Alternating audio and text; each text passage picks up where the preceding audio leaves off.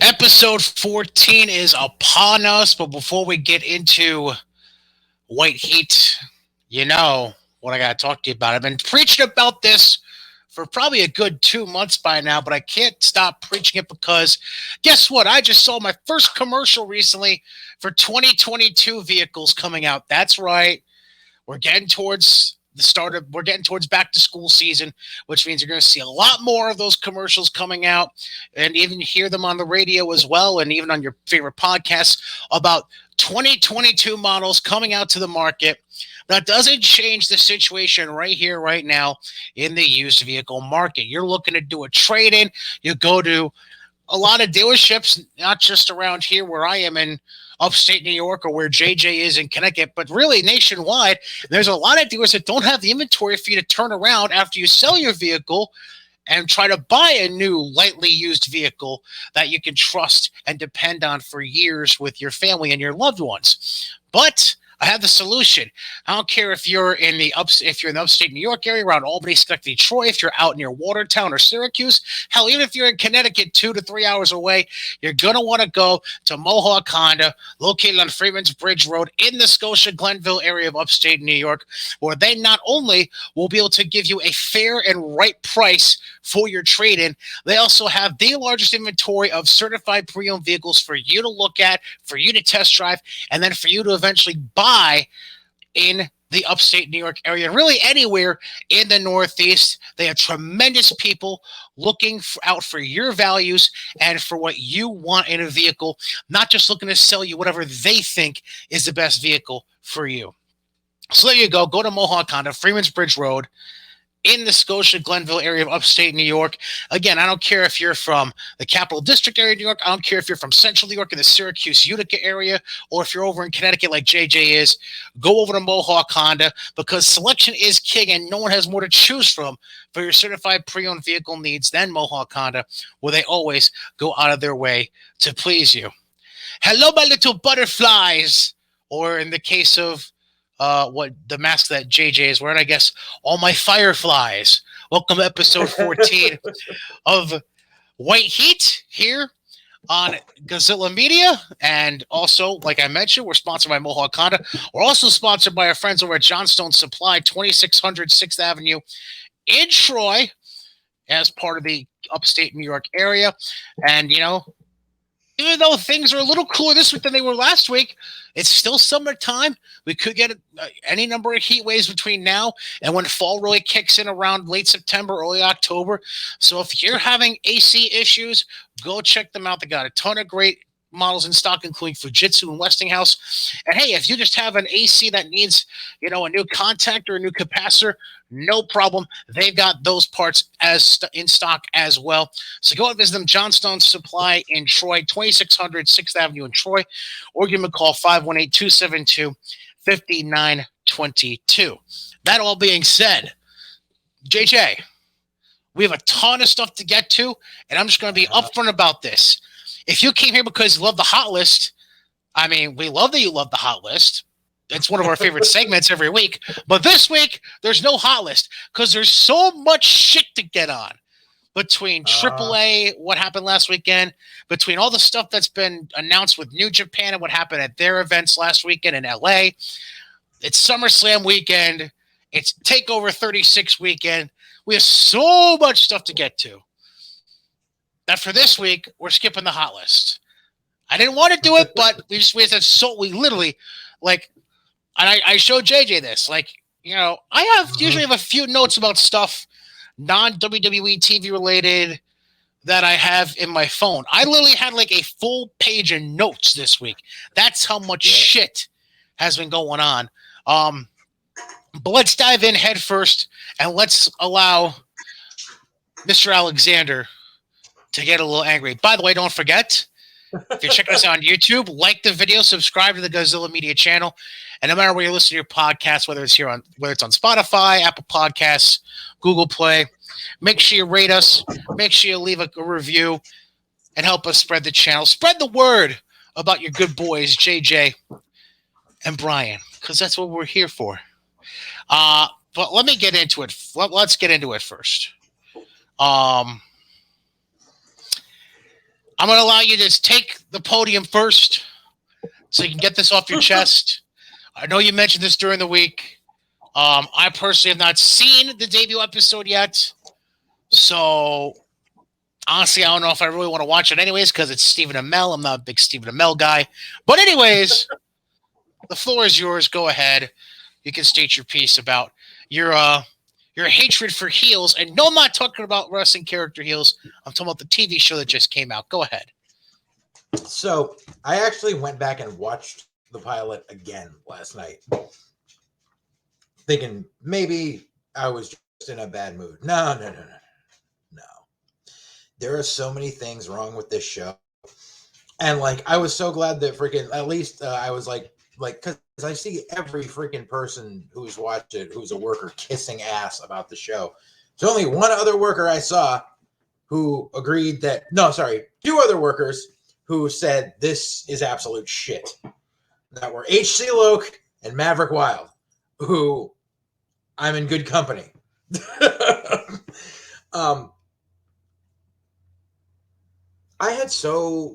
I had really high hopes for this show because it's the same guy who's a writer on Rick and Morty and who's a writer on the next Doctor Strange movie.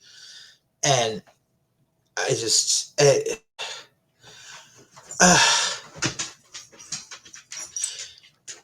it's like... How do I put this? Heels is like if Friday Night Lights and Glow got really wasted and had a fucking meth baby. That's what it's like. It's about this indie fed in this one horse fucking town in Georgia where apparently like this is the biggest thing the town has going because they run shows weekly and like everybody comes to the shows and like, you know, it's like having a, like they have their own building, which looks like it looks like it used to be a warehouse or factory of some sort, but now it's their dome. It's like their sportorium, and it's run by this guy whose father owned the indie and left it to him, and him and his brother are wrestlers, and there's like 8 other guys in the whole fucking fed. I'm like, that's not how this works. And Stephen Amell plays the guy who's the booker, who's also the champ, which... Shocker! Right. And it opened... The first fucking scene of this show is the silhouette of Stephen Amell's the back of his head sitting there at a laptop writing the script for his match that night.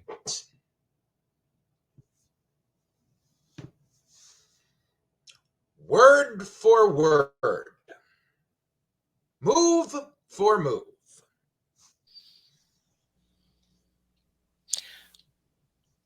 I mean, there are, I mean, not now, but there have been stories of certain, I mean, not typed out, but like, I'm trying to think, there's... We all know, like, Savage and Steamboat, like, wrote out a bunch of stuff. Right. And then Brett did the same for the Bulldog match at SummerSlam. Right, because he kind of had to. And him and Piper, I mean, they didn't write it down per se, but they pretty much discussed, I don't know if they really went move for move, but they discussed the general motion of their WrestleMania A match. But I mean, generally speaking, you don't hear a whole lot of stories like that. I understand. Right. There's a big difference between, and the thing is, like, we're supposed to believe that this kid was raised by an old school worker from the fucking 80s. So there is a definite disconnect between the way old school people were taught and the way indie-rific bullshit goes now. Because good workers know, here's your beginning, here's your cutoff, here's your finish. Work the crowd and fill in the spots in between. Don't go move. The first time I was soured on Chikara for a year after the first time I met anyone in a locker room because there was a 10-man tag and they literally rehearsed every move of that 10-man tag 3 times. What, in the ring before the show or just in the locker room? No, in the locker room. Yeah. Like, well, in a way, they did think. All right, so I know this is kind of shitting on something that I don't know about wrestlers have a love for, but I know there's a lot of wrestling fans that have this infatuation over. There was a very similar scene in The Wrestler. Like if you go to, oh yeah, I'm trying to remember which one was it. It was whatever show where they showed. I can't remember Mickey Rourke. I almost forgot the actor's name. Holy shit! I remembered Randy the Ram. I couldn't remember Mickey Rourke. But it was whatever show. I think it was the first show they showed him on in that movie. Just like, you go where for he goes in the go locker room. Boom, boom, boom, Ram Jam. We go and have a beer. Yeah. Right. But even like aside from that, they were also doing cutaways to different guys, and they were talking about like depending on which cutaway they went to, certain guys were being more in depth and detailed.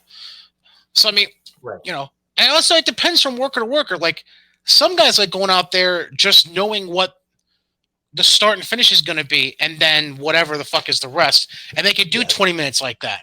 There's other guys where, especially if they're on the greener side and like,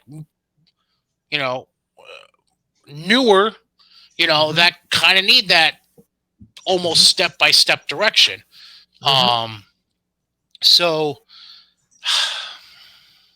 thank you for pointing that out. Considering the situation you're bringing up, I get it because because from what it sounds like, the way they're trying to portray these characters, these aren't green guys. These guys have been doing it for a while, so you shouldn't need step by step, which I think what you're getting to. So I get that. Yeah. But anyways, go ahead. You wanted to say something. So yeah. So not only does he write the script for his matches, he hands everybody scripts for all their matches every week for every show. It's a bit much. Yeah. So then the whole thing is his baby brother, who's a Dolph Ziggler knockoff, comes fucking back to town, who apparently hasn't worked in the indie fed in a couple of months, and they're coming back for brother versus brother for the fucking title. Stories all the time, yada, yada, yada. And they apparently, this indie that hasn't been packing their houses and has been doing shows in the parking lot of a Golden Corral, all of a sudden, because of this one match, all of a sudden has a sellout crowd with 6 days. Kind of hard to believe. Meantime, there's these YouTube videos, and it shows that the booker is very savvy, and he puts their stuff up on YouTube and everything to get the word out. There's YouTube videos of this other indie company in Florida. Mind you, they're in Georgia. This other indie company in Florida who use old TNA footage for other shit. It's all thumbtacks, barbed wire, yada, yada. It's all like old abyss shit. And the whole video is talking shit about their indie fed and how they're going to put them out of business. Like, you're in another fucking state. That's not how this works. Like, no. And then they fucking... The whole thing centers around that the baby brother is supposed to be the baby face, but he's a dick to everyone in town. He's a fucking, what do you call it? He fucking shoplifts from the fucking local fucking convenience store. He tells people to fuck off. He's like, there's people waiting to sign autographs and he doesn't show up. Like, kid's a dick.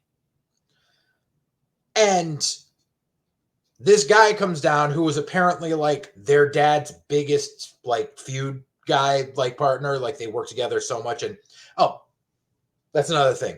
Beginning, like the exposition shots in the beginning show Stephen Amell out jogging on a Sunday morning, and there's a billboard for Duffy Wrestling League, DWL, for this ladder match between his dad and this other guy that's been up there for, has to be at least fucking 15 years because it looks 90s if it's lucky. Like, no one's bought that billboard since then. Like, it's like, So this dude comes back, and he is such an obvious Michael Hayes ripoff. He comes down And he's like, he's dressed like Michael Hayes. He's got a fucking snakeskin suit with the fucking cowboy hat. When he takes it off, he's got the long hair that's so like only comes to about here. And fucking talks, handlebar mustache. Fucking talks all Southern and everything. And then he tells him that he got sent from the boys up north to scout talent because they might want to bring the Dolph Ziggler looking kid into developmental. So it's obviously fucking Michael Hayes. Sits there talking about it, blah, blah, blah, blah. And then the whole thing is Stephen Amell's like, all right, so you're going to do the job tonight. And he's like, I deserve the fucking belt, blah, blah, blah, blah, blah. I'm like, dude, if you were both raised by a fucking seasoned worker, you know the belt is a fucking work. And if you're about to get signed by the fucking big guys, number one, it doesn't fucking matter if you get the belt. Number two, you always do business. You always do business on the fucking way out. Number three, what the fuck's his company supposed to do if you put the fucking belt on him and then he walks? We've had that situation happen to us. It's not fucking pretty. But the whole time, this kid's all, I want the belt. I want the belt. I want, like a fucking child. And then here's what really gets me. So he's got a girlfriend that is his valet, that is apparently trained and is a valet and has been a valet there for many, many months. There's this chick who they haven't established how she's related to anyone else in it, but she's basically like the producer. She's got the fucking set and she's telling everyone when their fucking card is up and everything. Keeps kicking her out of the locker room. She's like, valets don't belong in the locker room. I'm like, it's fucking 2021, you fucking bitch. Like, valets, ring announcers, referees, workers, we all share the same fucking locker room. This ain't the fucking 50s. This ain't women go off to the fucking kitchen. No, fuck you. Like, give me a fucking break. And they drill it in like 4 fucking times during this first episode. About how she's, about how valets are below everyone else and shit. And how women aren't allowed in the locker room. Like, she's part of his match. She kind of has to be there to figure out if she has to do anything during the course of the match. But no, because Stephen Amell has never actually worked for an indie. So he doesn't know how these things go. And so that fucking, and it's like, and then like, fucking Great Value Dolph Ziggler keeps fucking sitting outside with fucking Great Value Michael Hayes. And like, they're sitting there drinking and popping oxys and shit. And he's like, you gotta go into business for yourself tonight. Like, you gotta make yourself look great, blah, blah, blah. And it's just like, dude, if you were actually scouting talent for fucking WWE, you'd be telling him, all right, so you're going to do the job. Just look good while you're out there. That's it. They don't care if you fucking go over or not. Because guess what? If you're going to developmental, chances are you're going to be doing the job for the next couple of fucking years. So they want to see how well you do the job and still keep the audience. It's pretty fucking simple. And so fucking... It's so fucking ridiculous. And so like, they like... He like, and the kid keeps coming up with his own finishes that it's like, he's just like, oh yeah, so I super kick you, and then you get up, and then I super kick you again, and then I'm just like, oh, and I wait because I don't want the match to be done yet, and then so I pick you up, and we look at each other because we're brothers, we love each other, we're brothers, and we kind of smile at each other, we shake hands, and then bam, I super kick you 1, 2, 3, I get the belt. Like, that's what a fucking heel does, you fucking idiot. You're the baby face. Like, you're supposed to have been raised by this fucking guy and you don't know shit about the fucking business. And then they just decide to twist the knife in a little bit when right before they go out, they're standing there side by side trying to figure out, and he's just like, fine, I'll do the job. I don't need it. So I'm getting the fuck out of here. You can stay here and be just like dad and end up fucking killing yourself too. Like, really? Like, we fucking needed that. So we find out that the indie fed was dying and the fucking father was an alcoholic and he ended up fucking offing himself. Like, that's something you could have revealed further along, not in the first fucking episode.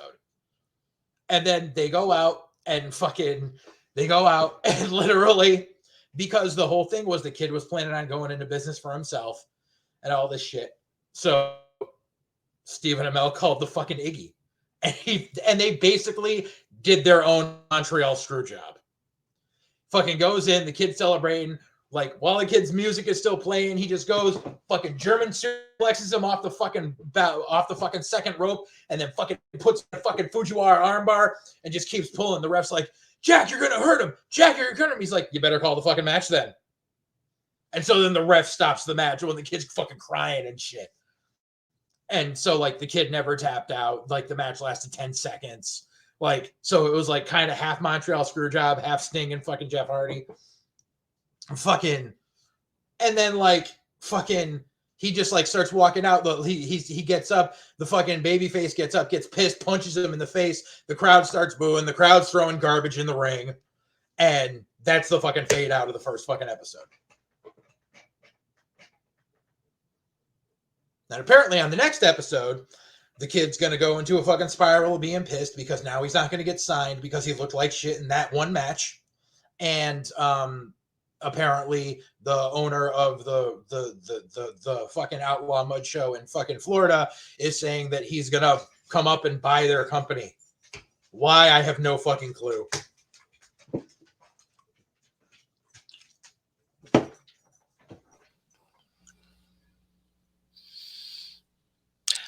I have a lot of problems with what you just explained. But it's for a very explicit reason. Mm-hmm. So this is supposed to be a TV show, right? Yep. A series. Yep.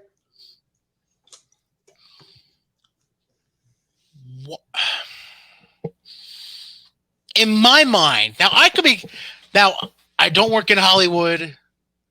Obviously. Clearly I don't work in Hollywood. I never worked TV. I've never worked movies. But hypothetically, and I don't know who the fuck is the writers. I don't know the writers for the show. I don't know the producers. I'm assuming Stephen Amell is part of writing or producing, but who the fuck knows? And supposedly, like, they have DDP and Luke Hawx as consultants on this fucking show. Right. And I remember seeing Luke Hawx doing a few tweets about it, like pictures. There was, like, for example, he tweeted out a picture of him, Punk, and Stephen Amell a few days ago. Because Luke Hawx does most of the in-ring training for the guys, because you know that's who you want, is a guy that never amounted to anything. But anyways, right. But so to me, they basically in this first episode hot-shotted what could have been an entire season's worth of Angle. Oh yeah, definitely. Like if this was supposed to be such a big match, you could have gone episode 1, brother comes back. Like you can show, like you can keep doing like the Stephen Amell, what he does day to day with the company, whatever, and do that. But at the end of the episode, the brother returns.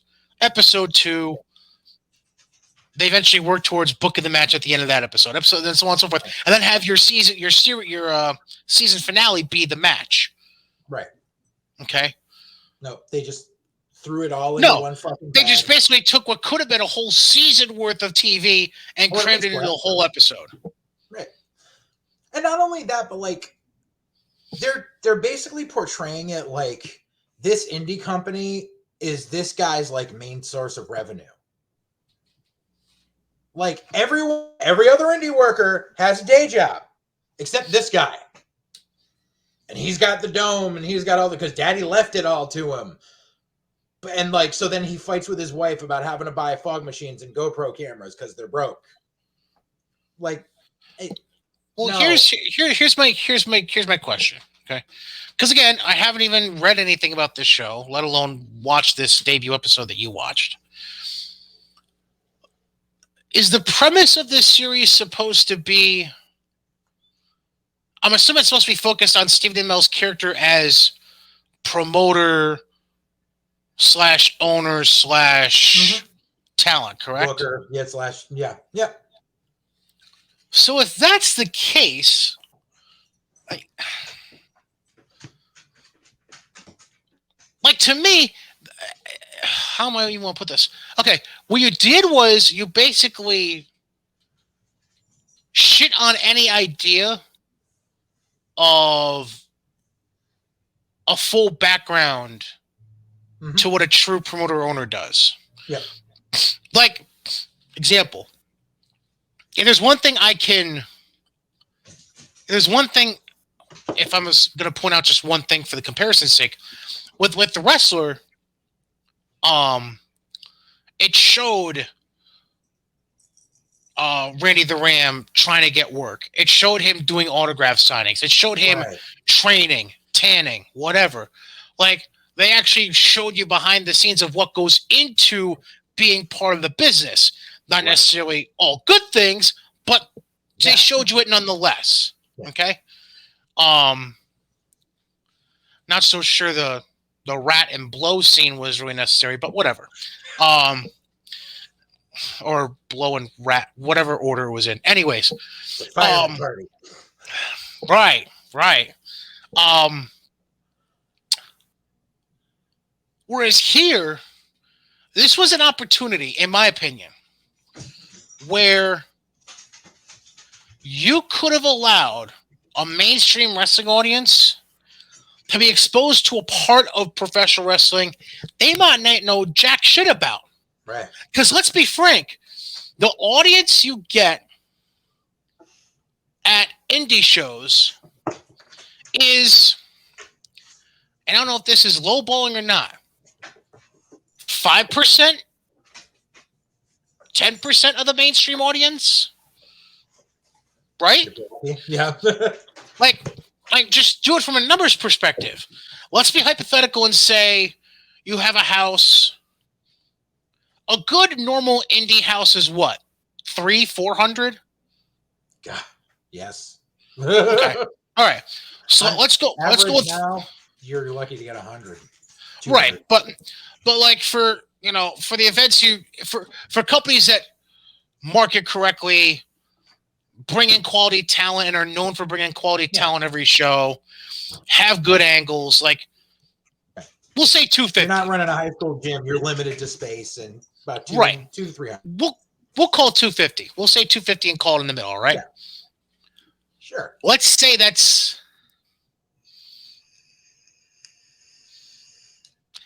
that representation, hypothetically, is because let's assume you have a bigger arena area that does draw in a WWE, even just a live event.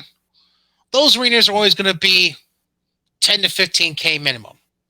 Yeah. So hypothetically, your 250 that you're bringing in for an indie show represents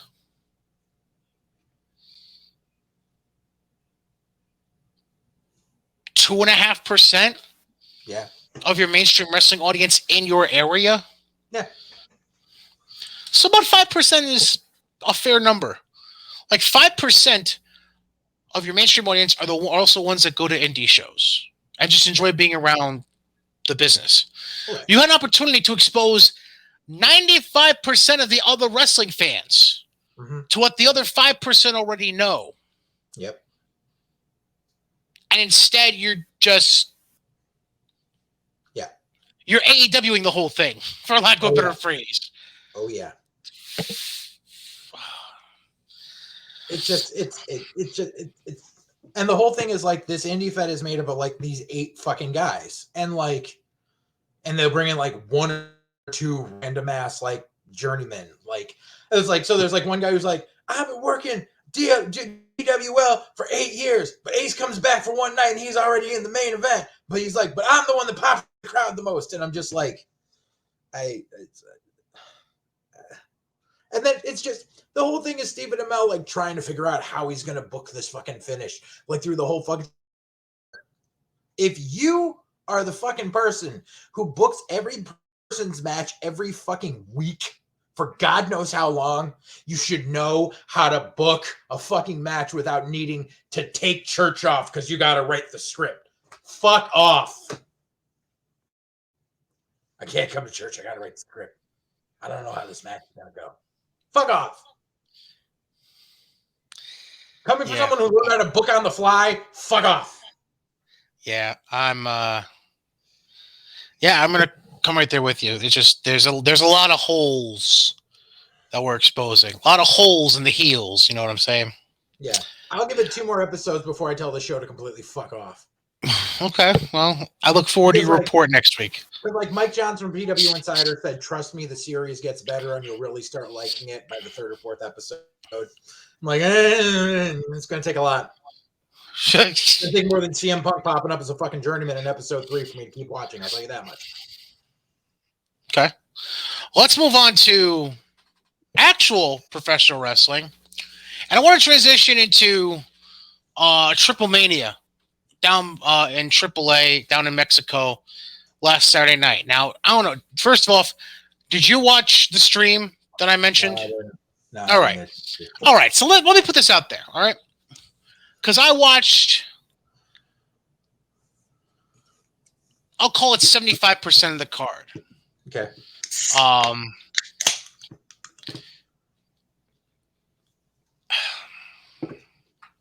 So what I saw was a triple threat match for the tag team titles, which I expected what I saw. And considering what I was expecting to see, it came off a lot better than any triple threat tag match I've ever seen in AEW. Let me put it that way. Well, yeah. Even though half the talent in the match were AEW. Yeah.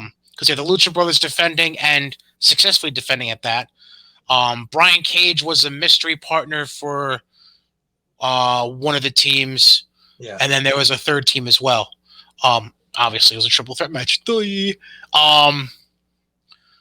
what I expected to see, it was a really good match. Then we come to... Did you watch the Marvel match? No. Aww. I saw the clip of the Spider-Man character very slowly ziplining down to the arena. I think you get my point about how slow it was. Like let me put it this way. When you think of ziplining in wrestling, the first thought that comes to mind is Shawn Michaels' WrestleMania 12. Right. Put that on 1/20th speed. And that's basically how the Spider-Man character was coming into the arena for TripleMania. It was very... Like, it wasn't even just slow. It was slow, and they purposely stopped him. Like, if Eddie's hanging upside down during this, because he's Spider-Man, because he's supposed to. So think of this. Not only is he going slow, but they're also stopping, and he's literally like at a 45-degree angle hanging upside down, so blood is rushing to the head as he's slowly ziplining and making stops along the way for what essentially amounted to no fucking reason. AAA decided to do their own production of Spider-Man Turn Off the Dark. Oh my god. It was like, I've never been big on entrances that involve ziplining or dropping down or whatever. Yeah. And this was even before the Owen Hart thing. Like, yeah. I wasn't a huge fan of the Sting drop downs in '97. It was like, whatever. Yeah. But like, that was by far the worst I'd ever seen. Like, I can't even explain. If you didn't see it, go look it up. I'm sure you can find it on YouTube somewhere. I didn't see the match, but I at least saw the clip of that when they were... I just heard Brian Cage played Thanos. He didn't wear anything. He was just in his wrestling trunks. He wasn't... Oh, if he was in the Marvel match, I had no idea. That's what I'm saying. In the Marvel match, they had everyone under hoods and shit, but apparently someone played Thanos, and I guess it was unmistakably Brian Cage. Well, it's hard to... Yeah. It's hard to put Brian under a mask these days. Oh, jeez, that's nice. Then I saw a clusterfuck of a trios match. And when I say clusterfuck, I mean clusterfuck. It was La Empresa, which means the Empire, for those of you who don't know Spanish, which involved... I don't remember if I know this guy. There was a... so was it Sam Adonis, I think it was? Mm-hmm. The name sounded familiar, and I can't put my finger on why. Sorry, I'm scrolling to see. All right, so here we go. Because I want to make sure I say who's in the match correctly. So it was Lon Pressa against a AAA team. Pagano, Chessman, and Murder Clown. Lon Pressa was Puma King, Sam Adonis, and DMT Azul. Why is Sam Adonis sound familiar? Oh, he's Corey Graves' brother. That's probably why. That's probably why it sounds familiar. Okay. Yeah, that makes sense. Yeah, okay. Which Lon Pressa won, and I'll say this. Sam had good heel work in the match, but the match overall was just a clusterfuck of all clusterfucks. Now, you expect mayhem in a trios match, obviously, because if they're following traditional trios rules, there's no tags. Once a guy goes out, somebody else can come in without needing to tag, whatever. But it, like, for some that you told me, like, I remember you telling me, like, there's supposed to be more storytelling involved. Or I feel like there's supposed to be more storytelling involved, especially in an event like the event of the year for AAA. The only storytelling there was how much of a fat fuck up Chessman was the entire match. Like Chessman looked like a dude that was 30 pounds overweight and had no business being in the ring. And I think legitimately, like, obviously they played it off as it was part of the show, but I think at some point he was causing legitimate heat between himself and Murder Clown, who was on his fucking team. Well, yeah, because weren't they the ones with the hair versus mask match at the end of the show? No. I could have sworn Murder Clown and someone. It was Psycho Clown is the one that was in that match. Oh, right. By the way, before those two matches was Deanna winning the Reina de Reinas title, so now she is the AAA Women's Champion and the Impact Women's Champion. I know you're not. Who knows? Now we get into. Now this is where I really want to shit on things, okay? And you're probably not going to be shocked that I'm going to shit on things here. Kenny Omega and Andrade. All right. And trust me, there's going to be more Kenny Omega coming up later in the show. Maybe not directly, but he'll be mentioned later in the show. Now, before the trios match, they cut backstage after the tag title match and showed Conan trying to go into Andrade's locker room. And Andrade basically saying, I got this, I don't need you. Then he goes to Kenny's locker room and says, I have a business proposition for you. Hola, I got the business proposition for you. Da, da, da. And Kenny's like, really? Really? What the fuck? Really? Really? And then it says, all right, come on in. Their locker rooms are fucking next to each other. Like, to me, that's just, like, whatever. Yeah. But then it comes to put one and one together because Kenny comes out first, which, I'm not a fan of champions coming out first, but whatever. So Kenny comes out first with Conan, whatever. Andrade comes out. But before he comes all the way down the entranceway, Ric Flair's music hits. Now, considering the ending of the match, which I'll go over in a second, let's just go over the basics of the world right now. COVID 2.0, also known as the Delta variant, is out there. Mm-hmm. Ric Flair is a senior citizen with predisposed conditions in his health history, including, if I remember correctly, what was it, a heart attack, heart transplant, something like that recently in the last 2 years? Why in the ever-living fuck is the Flair family, I don't give a shit if he just got released by WWE or whatever, why the fuck? Like, To me, this is where Conrad Thompson steps in and goes, all right, you're my father-in-law, but you're fucking crazy. You're staying home. Like, he gets on a plane, clearly, and goes to Mexico,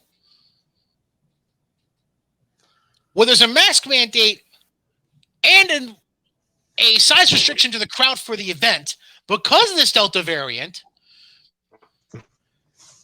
And he goes to this show to perform. Which then gets even worse because did you see what happened during this match, by the way? All I heard about was like the ref bump, the interference, and the dual figure fours or some shit. Okay, yes. So basically,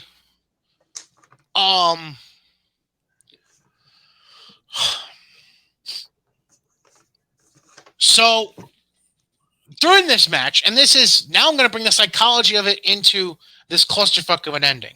So bear with me for a second. You can tell, like, it's very fucking clear from the start of the match, just on the way he's counting the falls differently between Kenny and Andrade, that the ref is on the fuck. Yep. Which to me, you're already fucking up because it should never be blatantly obvious until the actual fall to end the match. Right. Look at how long they drew out Nick Patrick. Like, that was months. Well, not even that, but like for specifically for just a match, it shouldn't be glaringly obvious. Like you can have interactions during the match, but the interactions shouldn't be blatantly obvious until the obvious count at the end, or the obvious call for the bell to a non-submission, or whatever you're going to do, whatever your finish is going to be. So there's that. Then on top of that, ref takes a bump. He's out for a minute. So Conan tosses the title belt into Kenny because Andrade's down at this point. Kenny's all ready. He's wound up. He's ready to go with the belt. Flair clearly is slow on the cue, so Kenny has to triple clutch like he's going to go at Andrade with the title belt before finally Rick is witty enough to grab the belt out from Omega from behind him. Yep. And then it was chops and punches. It was, Kenny in the middle between the two of them. And then Kenny goes down. Conan comes in, takes not exactly the best Ric Flair punch in the world to go down. And Conan did a shitty-ass back bump, but whatever. And then a man fresh out of heart surgery 2 years ago with predisposed health conditions during an international health crisis on international turf at an event that purposely has crowd restrictions and mask mandates because of this Delta variant is putting on the figure four in the middle of the fucking ring, which can only drive up the blood pressure and fuck up his heart again. And Andrade's doing the figure four next to him on Kenny Omega. This is fucking why WWE let him go. Because I can guarantee you, Rick was like, I can do this, I can do that, I can bump, I can do... And they were like, fuck off, you had heart surgery. Like, I can almost guarantee you that's a big part of the reason why they let Rick go. Because Rick probably wanted to do more because he feels like he can still do it. But he fucking can't because he's an old man with a new heart. Oh! And then, okay. And then, all right, so everything kind of normalizes. No. The ref finally comes to, and Conan's now out on the apron, distracting the crooked ref. The belt's still in the ring. Kenny hits Andrade, drops the belt on the canvas, hits One Wing Angel on the belt. Doesn't toss out the belt before the pinfall. Ref blatantly has a fast count 3. And then with the ref staring right at him, Kenny tosses the fucking belt out. Like there's crooked, and then there's just fucking dumb.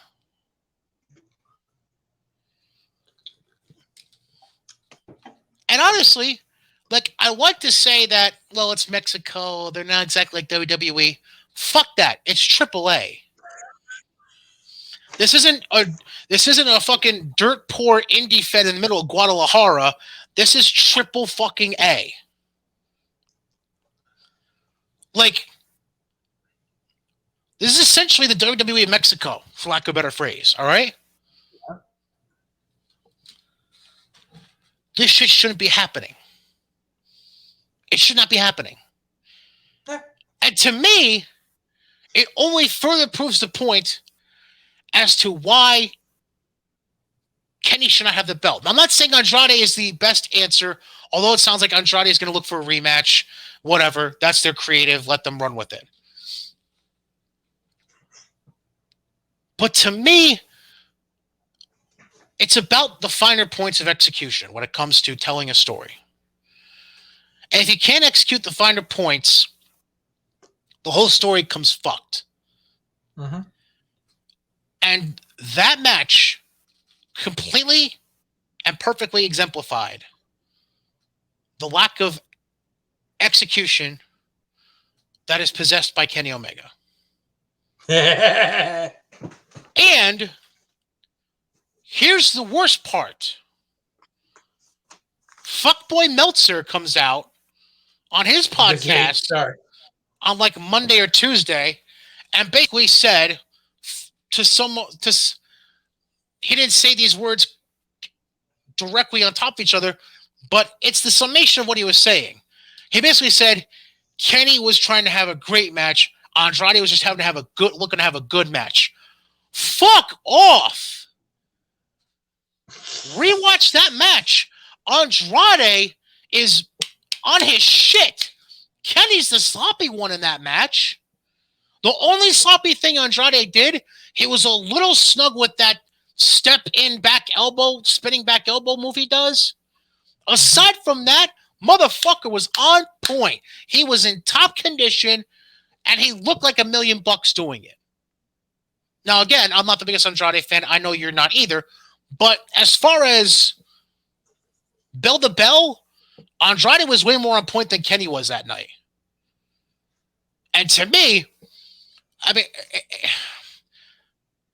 I'm at a point where Meltzer's clearly in bed with Kenny, Nick, and Matt. Yeah. And I'm sick and tired of people trying to make excuses for Kenny Omega. Mm-hmm. Like, I'm done with it. Especially after what I saw last Saturday night. I'm done with it. I'm fucking done. Like, we both sat here, and I know we're both not Kenny Omega fans. Like, I at least respected an amount of the work he did in New Japan. But other than that, like, I can see through the bullshit with him, generally speaking. But what I saw against Andrade completely put him in fuck you territory for me. Because he took what should have been a great match and made it an average at best secondary main event. But, yeah. So, that's my rant. I don't know if you have anything else to add because of what you know from the event. I'm pretty sure there was just an amount of fuckery there where Kenny did a bunch of politicking the day he got there. I'm pretty sure that, like I said, I was pretty sure Kenny wasn't dropping that belt already. But I'm almost positive that Kenny purposely did the job to Christian for the Impact title on Friday so that he could go to Mexico and go, I just did the job on national TV. I can't do the job 2 nights in a row. Sorry. Come up with something else.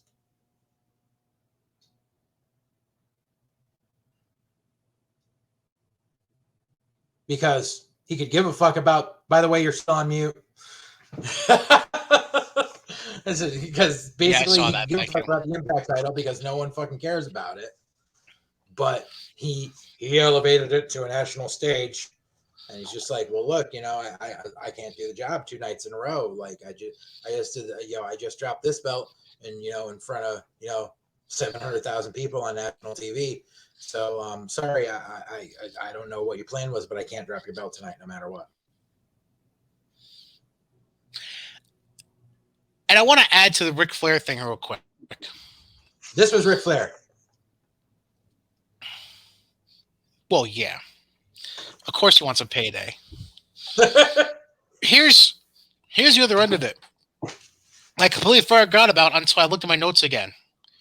You know who else was there? Charlotte. Yeah. Yeah.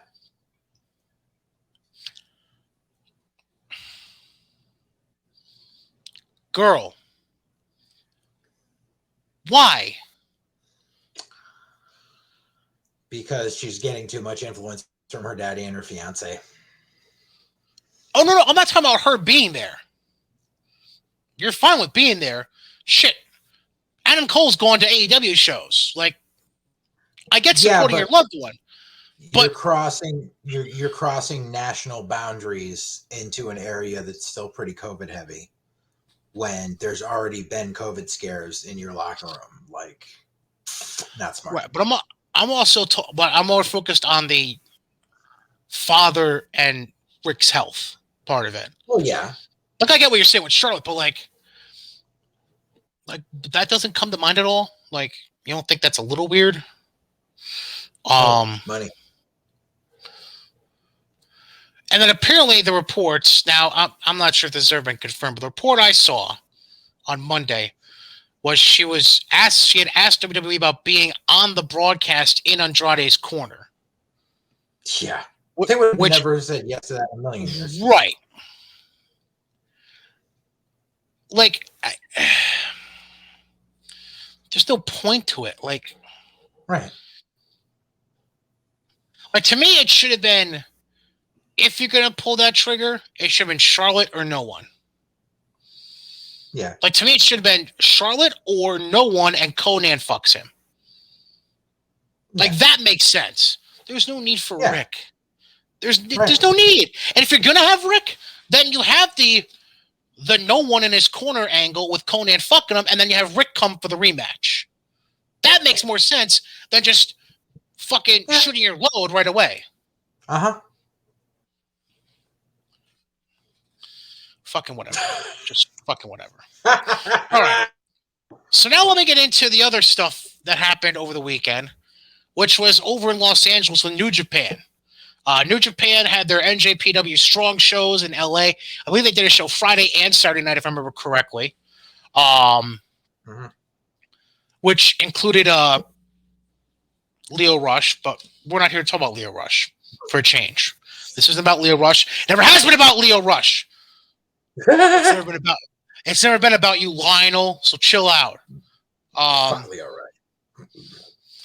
So, first off, the merry-go-round belt known as the U.S. Heavyweight title now has Hiroshi Tanahashi as the new champion, who beat Archer in LA. Tanahashi did go over for her. Yep. Oh, yeah.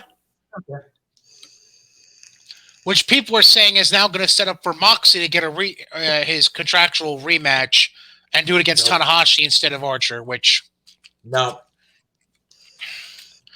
Until COVID ramps down again, no. Like, it's not happening. He's taking the belt back. Taking that belt back to Japan. Right. Here's the interesting part. So obviously we know the... Now, I haven't watched enough New Japan lately to know how they're phrasing this. But if you recall, a number of weeks ago, Will Ospreay, if I remember correctly, suffered an injury and had to essentially... He was supposed to be out for like 6 months to a year. Right. So he essentially stepped down as the New Japan Heavyweight Champion. Too bad he didn't take that awful ass belt with him. What's up? Too bad he didn't take that awful ass belt with him when they fucking redid the belt. So it looks like the Divas title. Fuck Cody's tattoo. Anyways, so... Tell me I'm wrong. Takagi... So Shingo Takagi has since become the new heavyweight champion. And for all reports, he's having great matches because he's fucking Shingo Takagi. Like, who's fucking shocked by that? Yeah. No hands raised? Okay, good. So now, Will shows up in LA. Did you see this, by the way? I heard about it. I didn't see it. I can't. All right, so he essentially cut this promo. He essentially cut this promo really playing up being a heel, because I guess he's a heel now. Yeah. I don't Well, fucking because know. he's But a heel anyways, in real life, so why not? so he's playing that up and essentially said Takagi should be getting called the interim champion, which now we're playing semantics, but I get what he's saying. He then pulls out the Cody fucks Divas title thing. Uh-huh. So he pulls out that belt and says, I'm the champ, and I'm going to stay here in America and work for NJPW Strong. So now you're setting up, I don't know if they did this on purpose, but it's essentially what they're doing. They're setting up New Japan Original, I guess, and New Japan Strong in a way. And the only reason it's even halfway intriguing is because New Japan also announced over the last few days that G1 Climax will happen this year. G1 Climax 31 will happen from September 18th to October 21st. Mm-hmm.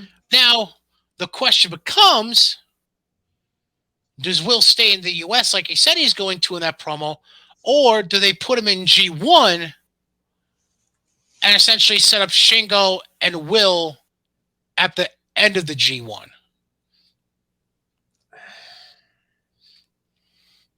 Or set up Will versus Wrestler X, have Will win G1, and then Will get that match with Takagi. I feel like what they'll do is they'll have the fucking G1 go as planned, and what will happen is they'll drag this out.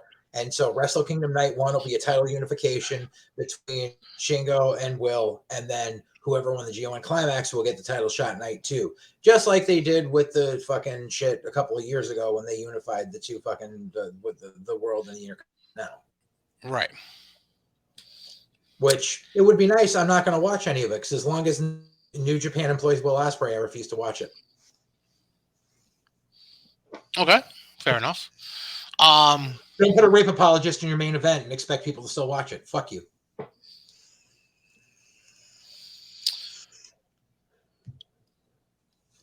The other intriguing part of this, not the Ospreay stuff, but another intriguing thing too, is it looks like New Japan is trying to set up, but I don't know how they pull this off because I can't think of anyone that would fit into the one side of this. It looks like they're also trying to set up new Bullet Club versus old Bullet Club. Because Anderson and Gallows wrestled at the LA show, and then after their match, they were essentially challenged by GOD. I don't know if they were challenged so much as Tama Tonga said, "You're a fucking piece of shit," and I wanted to say it to your face. Well, can't say I blame him on that one, but it makes the mind wander a little bit, though, to think if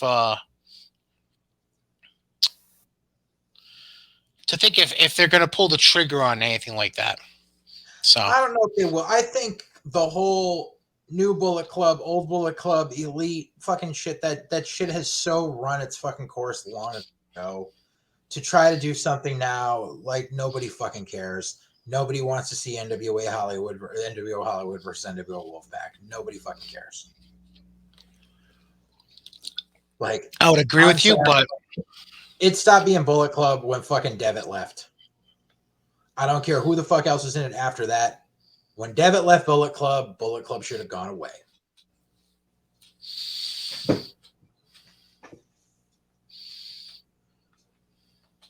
Could have called it anything else.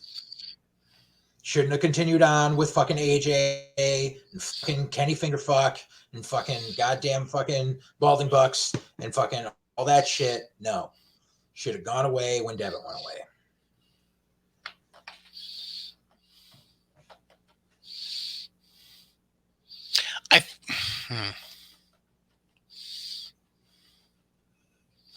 I like the contention better if you said post Styles. No, because fuck Styles. Styles should have never been in it either. Okay, we'll I said what I said. Fuck AJ Styles. Okay, all right. Fuck off, Jesus. keep going. Shove it up your ass, motherfucker. Okay. Anyways, I don't have a banner for this, but there's just other shit that I want to touch on quick. Where's what I'm looking for? Huh? I'll put the banner. Give me money. For those of you not watching on YouTube, he just held a piece of paper that said "Give me money," which is the same thing he held up when I mentioned why Rick was there, and he was like, "One reason they put up "Give me money." Anyways, well, yeah, because it came from a few weeks ago when I decided to be Nick Gage. Oh, right, that's true. This seems to be a weekly occurrence, so why not do it a third week in a row? Fuck Enzo Amore. I mean, you want to talk about a guy who just loves the smell of his own shit in the morning. Like, it just doesn't smell putrid at all. This motherfucker, like, give it up, all right? We get it. WWE lets you go. Like, give it up. They don't care about you. They're not calling you. AEW doesn't want to deal with you because you're fucking... He's a heat rocket. Heat-seeking missile. Yeah. All right? Ring of Honor wants something to do with you because the stunt you fucking pulled in MSG. Like, fuck off. Ring of Honor wants something to do with them because they want people who are quality workers. That too. You know, so I mentioned last episode about him being booked for Northeast Wrestling. You know what fucking song he came out to this weekend? What? Oh, he came out to that. When the moon hits your eye like a big pizza pie, that's amore. Yeah. You don't call yourself Enzo Amore anymore. No. Amore isn't even part of your fucking name anymore. That's how people know him. When guys work for shitbags like Northeast Wrestling, they always try to incorporate parts of their WWE gimmick as much as possible so that people remember who they are. Right. Understood. But it's not always necessary. Like, he still jerks off so much on social media where people know who he is and that he's from WWE. Like, there's no need for that. Like, don't be a bitter asshole. That's all him. It's all about him being bitter. That's what it is. That's all it is. It has nothing to do with trying to create. It's not about trying to create a crowd engagement. It's about him just being a bitter prick. That's all it is. Well, yeah. I mean, everything aside, I agree he's a bitter prick. I agree he goes over the line, yada, yada, yada. But this is a guy who lost his job for being falsely accused and then cleared. It was his own fault that he didn't say anything. I will make that perfectly clear. It was his own fault for trying not to just sweep it under the rug until it went away. However, he was accused, he was found innocent, and whatever. So, does he have a right to be a tiny bit bitter? Tiny bit, sure. This much? No. Tiny bit. And besides, let me throw this out there too. Do we really think he was going to get any kind of decent program once they went through the wash, rinse, repeat cycle with him and Big Kaz? What fucking other program were they really going to have for him? There was going to be that. They had the Cruiserweight title thing briefly with him and Pac, or fucking the fuck was Pac called then? Adrian Neville. Thank you. But like, aside from that, like, he had worn out his welcome already as it is as a complete asshole. I don't know. Him and Cass together as baby faces were pretty good at popping the crowd. I think they split them up way too prematurely. I think they could have gotten at least another year and a half out of them. Well, I agree. The split was too early, but the split happened, so it was what it was. There was no going back at that point. Right. But no, Kaz had to go get hurt and fuck that whole thing up. And Cass also did not shut the fuck up in the locker room about how he wanted to suck Donald Trump's dick. That was his downfall. Okay. That was intense. What else? Oh, I think I deleted this banner on accident. Retirements are still not sacred, but I understand this one. So there's a catch this time. I understand this one because it's something I think the people actually want to see. Here's coming out of retirement for a match. Who now? I'll give you a hint. It's somebody you booked in one of your last shows. Huh? I'll give you a hint. Just Incredible. He's been out of retirement. Not Justin himself. Keep thinking. Oh, what? He's doing Aldo Montoya somewhere? No. Oh, the guy who faced him. Tremont. Yes. Yes, we're finally getting Tremont versus Onita. Yes. And hey, I'd come out. They wanted to do this match for years, so we're finally getting it. I really let me tell you something. Let me tell you something. I may not be the biggest deathmatch fan. But based on your claim for them, specifically Tremont, this would be the one time I think I'd go out of my way to want to see something like that. Yeah. Because I've heard nothing but positive things about Onita, first of all. Oh, yeah. And then second of all, it's Matt fucking Tremont. Like, come on. Yeah. And then I didn't know he had this side to him. You need to go on Twitter and try to hunt down the promo video he put out. Okay, I will. So good. Like, it's about 2.5 minutes long, I think, but it's good. It's good. He basically spends most of the time being angry at Onita because apparently he was supposed to retire and keep his promise and blah blah blah. And now you want to challenge me. Now you want to call me out. It's good. It's good. You'll appreciate it. It's good. I'm glad they're finally getting to do it. Yeah. So I can't wait to hear the details about that. While tickets go on sale this weekend. Yeah. So while retirements are still not sacred and never will be in professional wrestling, this is one where I'll say, you have my blessing. Good for you. There was a perfectly good reason for that, too. It's because they never got to have their one-on-one originally because Onita wasn't feeling up to it, so they turned that into a 6-man. And then they were supposed to have actual Onita versus Tremont in Japan, and then COVID happened. And in the interim was when Tremont retired because he was just like, I just can't keep doing this shit. But and he wanted to run his school. Right, exactly. Because he runs a great fucking school. He fucking turns out some fucking great kids. And they fucking love him like a dad. And it's the show's gonna be there at his like he's got a school and a building where he can run shows. Like that's, as an indie promoter, that's the dream. And he pretty much packs that place every time he has a show. So I'm actually considering going to Jersey because I really want to fucking be there for that. We'll talk about that. We might have to figure something out there. We'll talk about that.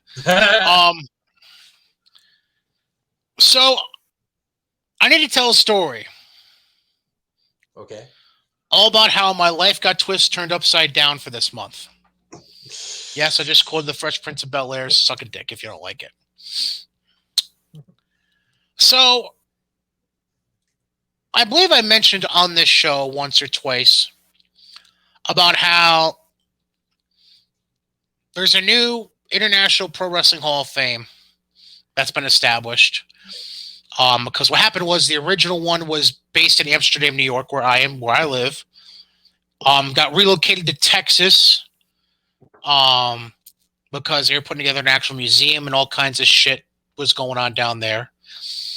And so Tony Villano, who's a bigwig within the Athletic Commission and a huge a huge part of the wrestling of pro wrestling being in the area, a huge proponent. That's what I was going for. He partnered with a few other people to help establish the International Pro Wrestling Hall of Fame, which the actual building will be down in Greene County in the downstate area, but the events are going to be held up here in the capital region year to year. Mm-hmm. So this is going to be their inaugural induction class scheduled for next weekend. But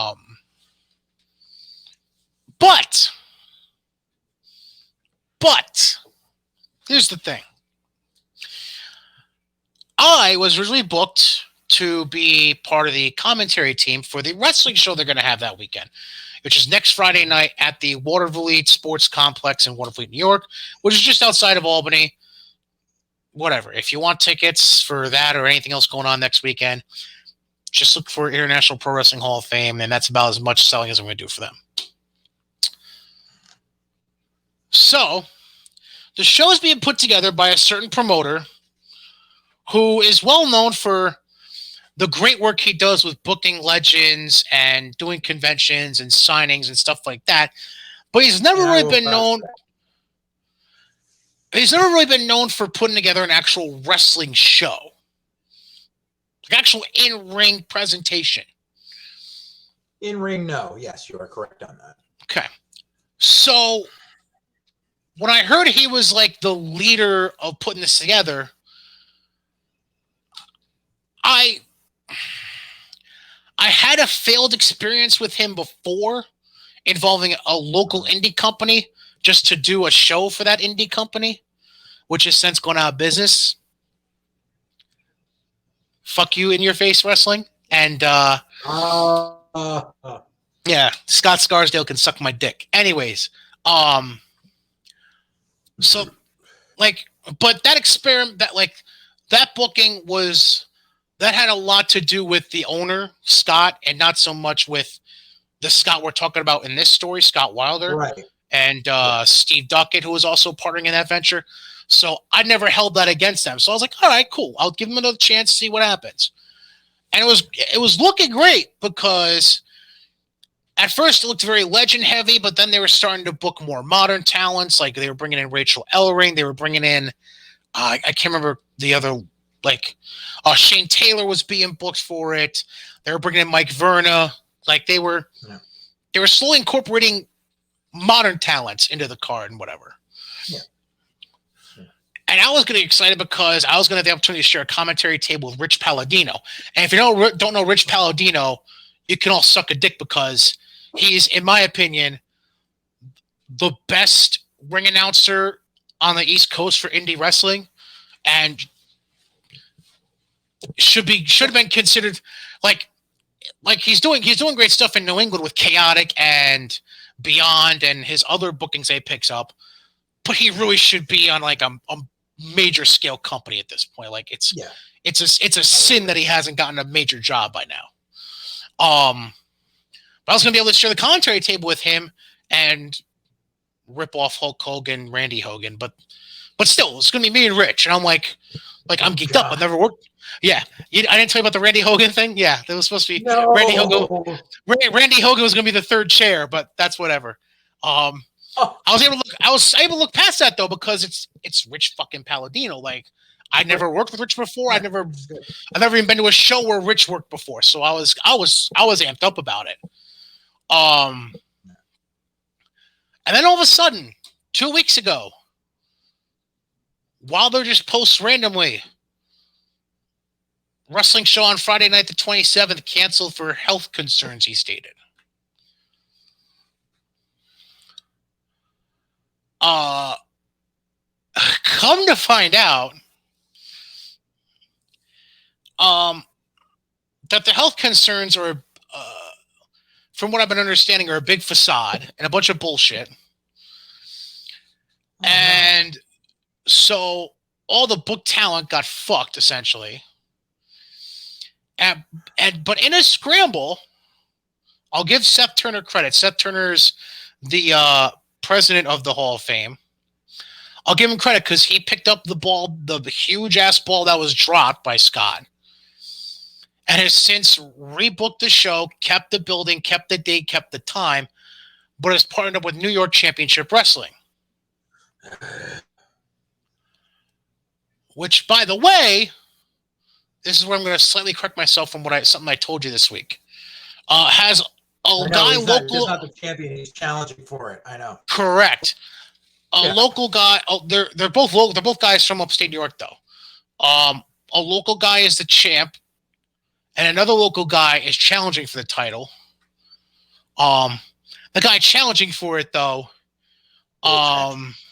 is a trashy known womanizer that I have zero respect for and want nothing to do with.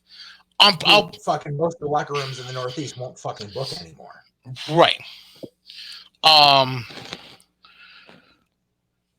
Now, the reason I sound bitter about this is because of this ball being picked up, and now NYCW is helping put the show together. All outside of ring talent lost their booking completely. No chance of getting back in the door for that show. Ridiculous. So I'm out. Rich is out. I'm sure Randy's still being brought in, but it's not going to be for commentary, I don't think. Mike Falvo went from being a ring announcer to the fucking MC essentially for the show. So basically, what Matthew James was doing when our boy GK was doing the ring. Yes, yep. GK Durant was ring announcing. Yep. It's essentially that kind of setup. Just a clusterfuck and a half. So let that show you that it's not always good to try to be a jack of all trades when it comes to the business. Like, if you have a niche and you know you're fucking good at it, sometimes it's best to just stick to that niche and not try to slip on another pair of shoes you can't quite fit into. Yeah. I also know for a fact that Scott, the one who dropped the show originally, basically denied any and all help from pretty much every booker of every indie company that existed around here. Yeah. He denied help from World of Hurt Wrestling with Shane Alden, who, while I'm not a fan of, well, I'm not going to get into that right now. Yeah. He denied Chris Envy reached out to him from Dynasty. He said no. Mike Buccalo from Immortal Championship Wrestling reached out. He said no to Mike. Like, he went to waters that were uncharted and too deep for him to dive into. You should have gotten in contact with Drake Evans.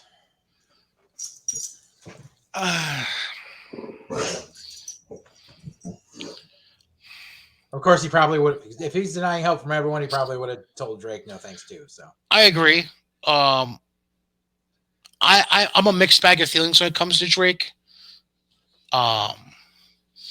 Which you probably have heard the stories of why I'd have a mixed, not me specifically, but in general, I'm assuming you've heard stories or rumors. I've talked to Drake about how some of his students have spread some awful fucking rumors about him.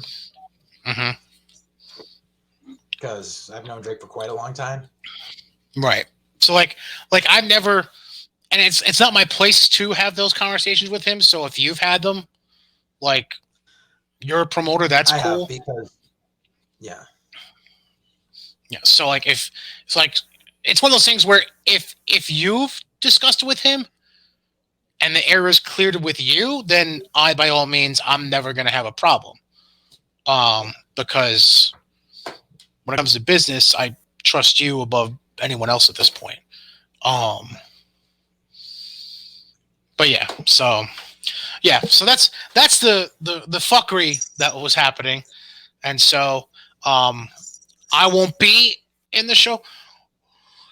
I'm still trying to figure out if I'm going to be doing something at the convention the day of the Hall of Fame induction Saturday. That I still don't know.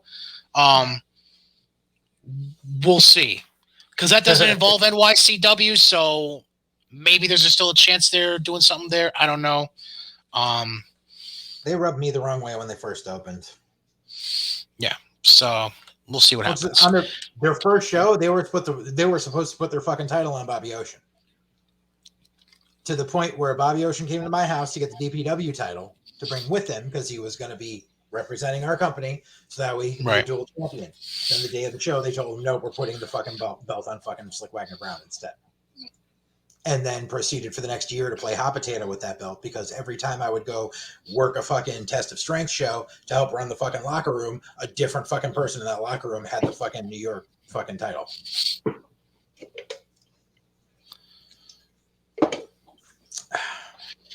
And now I'm pretty sure there's nobody from Test of Strength that has that belt, because I remember correctly, the guy that holds it now has nothing to do with Test of Strength. Yeah, well, because I'm pretty sure Test of Strength and then burned a bridge, so I'm not sure who did it. But somebody did. Shocker. Yeah. Gee, I wonder why. I wonder how that came about. Could be multiple reasons. All right, so let's get into our weekly segment. Yes, AEW. Yeah. Now, granted, we're recording this before at least one day earlier than usual. So we're not looking at the Dynamite from August 18th, but there are a few things we can talk about. Number one, the debut of Rampage last week in Pittsburgh, Pennsylvania. Which, by the way, complete aside real quick, I will never call it Britsburgh, and it has nothing to do with Britt Baker. It's because Pittsburgh, Pennsylvania is Kurt fucking Angle's town, not Britt Baker's. Suck a dick. That's number one. But any hooser, they kick off the show by having Christian Cage beat Kenny Omega for the Impact World Championship. And beat him flat. Beat him with what was it? The Unprettier, I think it is what it used to be called, correct? No, it's the Killswitch Engage, brother. But wasn't it called the Unprettier at one point? Yeah, way back. But when he left and fucking went to every other company, he changed the name to Killswitch Engage. Okay. Which that's not copywritten at all. Like, that's not a band name at all. But anyways, I mean, he took Unprettier from TLC, so yeah, fair. That's where he took it from. But anyways, all right. So he hits the kill switch engage, whatever, on the chair. 1, 2, 3. He threw out the prop before the ref turned around. He did it right. Kenny couldn't do it right 24 hours later, motherfucker. Nope. Anyways, so Christian wins the belt. Whatever. Like, it is what it is. I think we both kind of called that, honestly. We both kind of saw that coming. But then over the weekend, apparently during tapings, actually I think it was Monday they did tapings in Nashville. Yeah. The TNA belt itself is no longer going to exist, which it's about fucking time, because that belt was essentially a prop from the time they went from TNA to Impact. It was literally, okay, number one. It was basically a prop for Moose, really. Yeah, Moose brought it back February of last year, and it wasn't even the TNA title. He contacted a belt maker in Afghanistan and had a replica made. It was a fucking $200 replica belt this whole fucking time. It was known, and they still went along with this bullshit facade all the way up to fucking having a title unification match for it and shit. Look, fuck you. Yeah, like it was just dumb. It was really fucking dumb. That's all you really need to know about it. Like, there was never a point to having that belt around. So good decision. It's just a year and a half too late.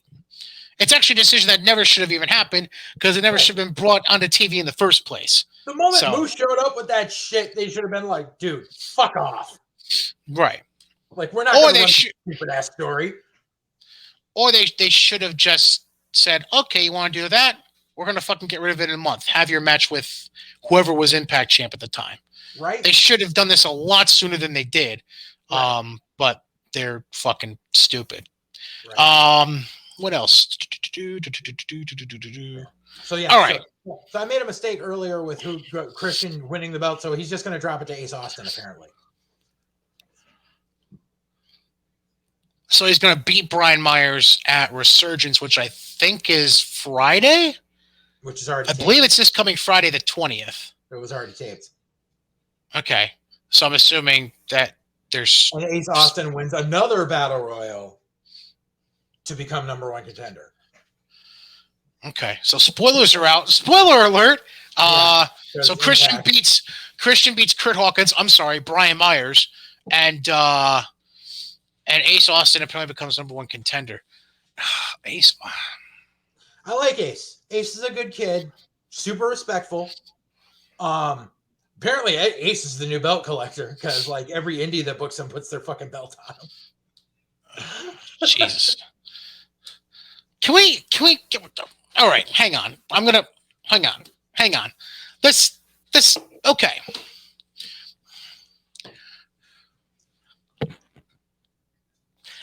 Can we stop with the belt collecting shit? Nope, Like, never. And this isn't like, to me, it's not a problem with the talents. Like, if a company wants to put the belt on you, I mean, sure, fuck it, why not? Indie bookers, indie promoters, do your fucking homework. Be more creative. Like, there's no reason ever where one guy should hold a belt, more than likely the heavyweight belt, for 4 or 5 different fucking promotions.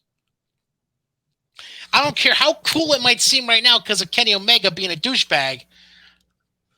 No. It's not a good look. It's just not a good look. The point is, the point of putting the belt on somebody is because you want them to be the exclusive star attraction of your show. Not to say they can't work other promotions, but as far as being the guy, they are your guy, not a shared guy with 3 other companies because he's the champion of 3 other companies. He's your fucking guy. That's why Bobby Ocean, for example, got put as DPW champion because he was loyal to you and was going to fuck you. Okay? Like, he wanted to be your guy. And anytime something came up, like, for example, you just gave the story about fucking NYCW. What did he do before that match? Came to you. Yep. Yeah. Like, he wasn't going to do anything to put you in a spot where you were going to look less than. That's the point of you making somebody the guy. That they're not going to go out and make you look less than by doing stupid shit outside the ring or by whatever. Like, it doesn't make fucking sense. It just doesn't make sense. So the reasoning is, and it's sort of like a double-edged sword. It's because if someone starts to get hot on the indies and then one company puts a title on them, then the other companies, depending on who the other companies are and who runs those companies, because a lot of indie companies today are run by fucking keyboard warriors, let's be completely fucking honest, who go and they see the match on YouTube and go, oh my God, this is on YouTube. The whole country can see it. I've got this guy booked. I put my title on this guy because I can't have him do the job because then he'll never work for me again. And if I put my title on him, it shows that I'm part of that domino effect of all the people that'll think I'm amazing. And then I'm a great booker. And then I'll have 14,000 people on my show because 15,000 people saw this YouTube video. So get on at least 90% of those people to show up at my show. Like, this is how it is, sadly. And then you get situations where, Titus, you get situations where this has happened over the years where people have become like, I mean, it happened with AR Fox a while back. Remember when fucking, what do you call it? We had a show where AR worked fucking JT, but AR came out with the Combat Zone Wired Championship and some title from somewhere in Atlanta and that fake fucking Chilean title, which is still around and I don't get it. But that's a story for another day. Titus, enough. But so it becomes like this. It becomes like this domino effect where like everyone thinks they have to fucking fall in line because like, oh, this person's super over, so we all have to put our belt. And then you get people like, then you that bullshit with Juicy Product where fucking JT and fucking David Starr walked around with fucking 9 tag team belts and took pictures with them everywhere because they're fucking marks for themselves. And then no company wanted to make them do the job because They got all these tag title belts. What are we gonna do? You know what you Was do? this You run your was own this during fucking the business. time where they were working with weren't they working, I think it was FIP? Wasn't that one of the companies they were working with at the time? Down in I Florida? think they were working with FIP, but I think the dumbest part of them winning all those belts was one of them was the WSU fucking tag belts, a women's tag title that they just showed up on a women's show and won the belts for no reason, unadvertised. Because that was when Drew Cordero fucking bought, fucking still owned WSU before he sold it to buy the goddamn fucking cheese truck. Oh my. Okay. Jeez. Oh yeah, stories for days. But yeah, like, and so like, and then there were pictures everywhere where they were like, "Oh, you're gonna put us on your flyer? Here's the picture of us holding all these fucking belts." Like, fuck you. Like, Nobody cares. Nobody knows who you are, where you are going.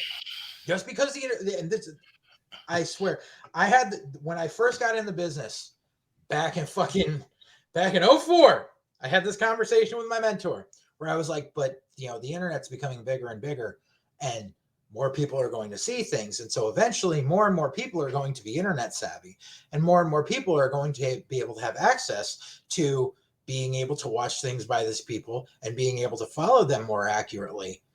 And so you're going to have to start catering to the internet audience. You know something? 17 years later, still ain't the fucking case. Why? Because people are stupid. Because not every person is going to sit here all day going, "Oh my God, this person is on this show. I have to go find it. I have to find their YouTube matches. Well, I have to check all their social media right now." Yada, yada. And like, no, that's not how it is. That's not how it is. That's like how 5 fans at each show are. Right. And 5. to be completely fair, on the other side of that coin, it's also the fault of the workers, because God knows how many people, Bob Evans, myself, fucking John Trotsky, fucking Danny Cage, all of us sit there and go, promote yourself. People find you on social media, keep your YouTube page updated, keep your Facebook page updated, keep your Instagram updated. Every show you're on, put that flyer up and share it at least once a week. Do they? No. Nope. Depends on the worker. It's their own fucking fault. People don't know who they are. Yeah. And it's interesting because you actually were kind of touching on a point that I wanted to bring up. From a promoter perspective, just because you're a champion for, I'm going to throw out a random shit here. Just because you're a champion for a promotion in Buffalo, you think the people that you're working in front of or working for at a show in Boston are going to give 2 fucks? Unless you're purposely being promoted as like an inter-promotional match, you think anybody's going to give 2 fucks that fucking Joe the Bruiser is the heavyweight champion of a Buffalo of all right, I'll actually give a legit example. Do you really think anybody's going to give a shit about Jason Axe being the 2CW heavyweight champion if he was to go and work a show for Beyond? No, nobody's going to give 2 fucks. Right. Why? Because it has nothing to do with fucking Beyond. Like, and that's not shitting on Jason X, by the way. If anybody from 2CW or anybody that's friends with Jason X sees this, that's not me shitting on Jason personally. It's just the random name I thought of because I know he's booked for 2CW coming up at the end of September, early October. So just putting that out there, that disclaimer. But like, the whole point is like,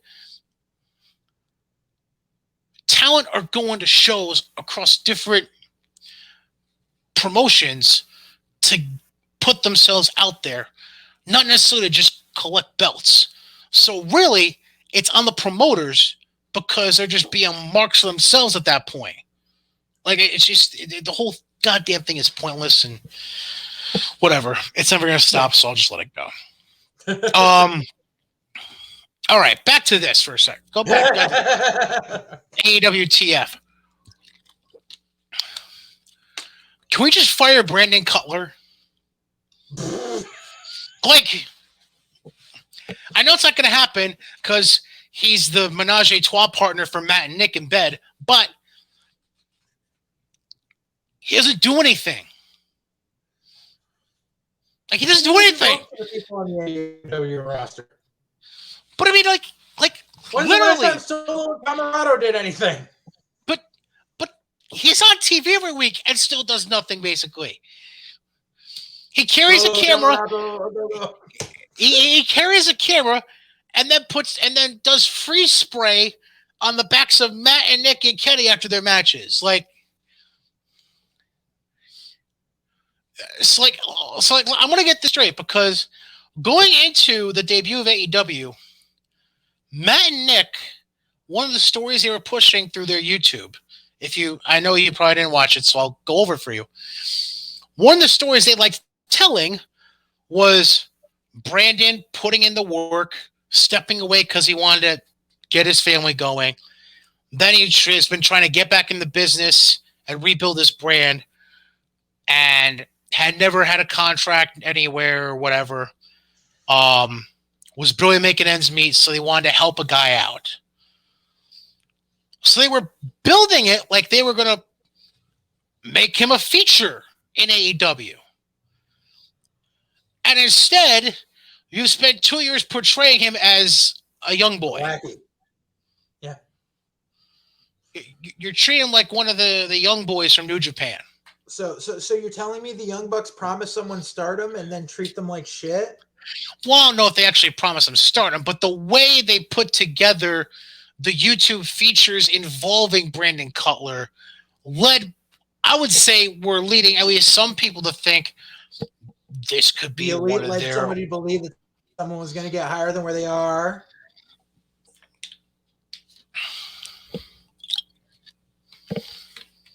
Maybe Brandon Cutler and Adam Page should start a YouTube channel together. I see where you're going. Anyways. Not to mention, I found out Brandon Page fucked himself. Like Adam Page. I was about to say, you just merged the two talents together. Good job. Yeah. So how did Adam fuck himself? Please do tell. You know the reason he's not fucking fighting for the title at All Out? Considering the way you just phrased the previous statement beforehand, I'm going to take a guess here. Something involving COVID. Paternity leave.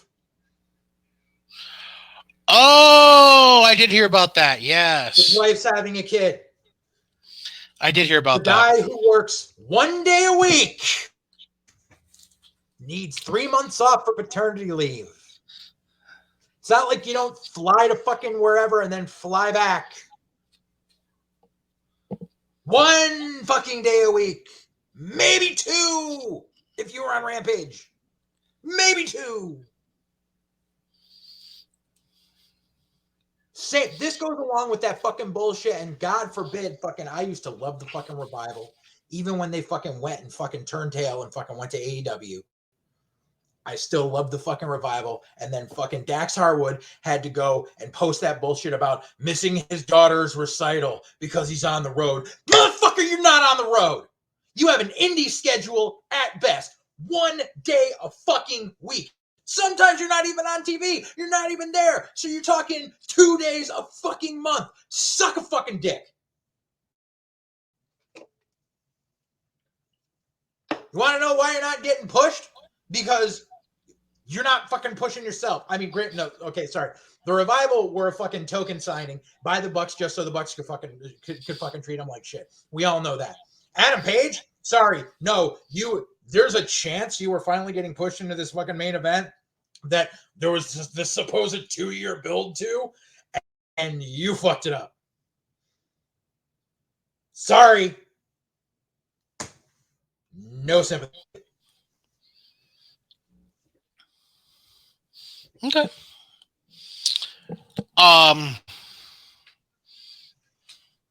I have one other thing to bring up, and then we'll move on to WWE stuff.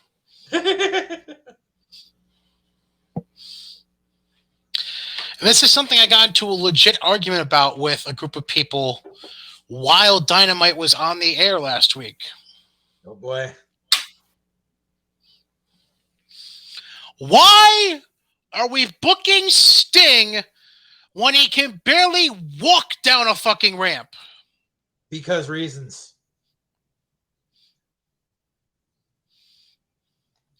Like, at this point, I'd be okay if he took the Arn or Tully route, put on the face paint, but wore street clothes and came down. If you really wanted to be in the mentor angle, we don't need him wrestling. Fuck off. He's going to get paid regardless of being in the ring or not. Don't flash the give me money sign. Suck a dick, JJ. He's going to get paid. Active roster contract because he's going to get paid either way. It doesn't matter if he's going to be in the ring as a talent or standing outside the ring as a fucking manager.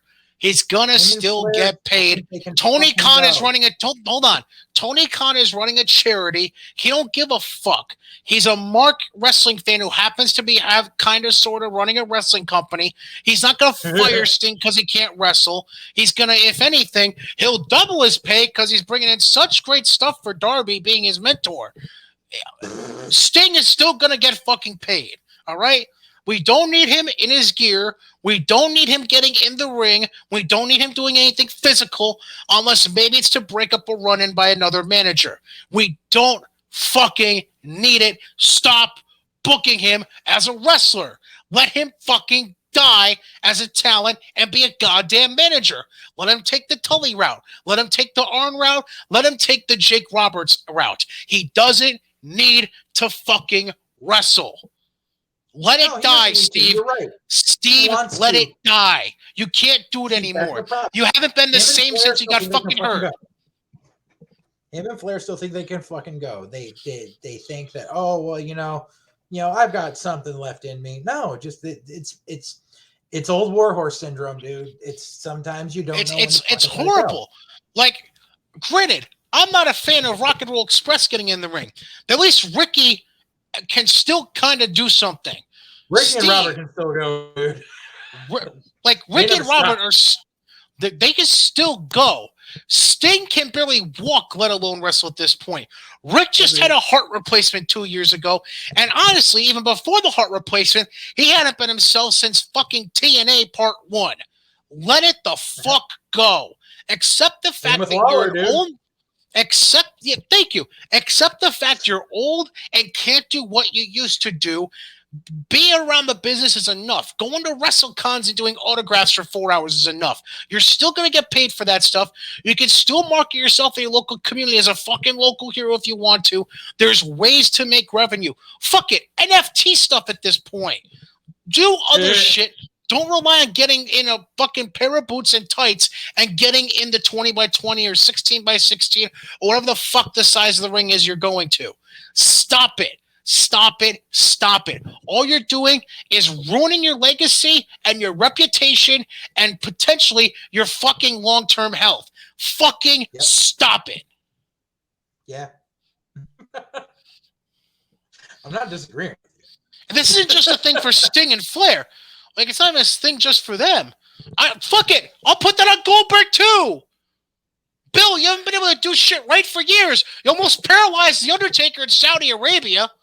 You made chicken shit look like bird shit against Brock last time you wrestled him. Stop. Just fucking stop. I don't care if you have a 15-year-old son. I don't care if you bring half this football team to sit front row at Raw. Fucking stop. You're in your 50s. Nobody wants to watch a 50-plus-year-old get in the ring against a 40-plus-year-old and Bobby Lashley. Nobody wants to fucking see it. Nobody. I don't give a shit. I don't give a shit how much.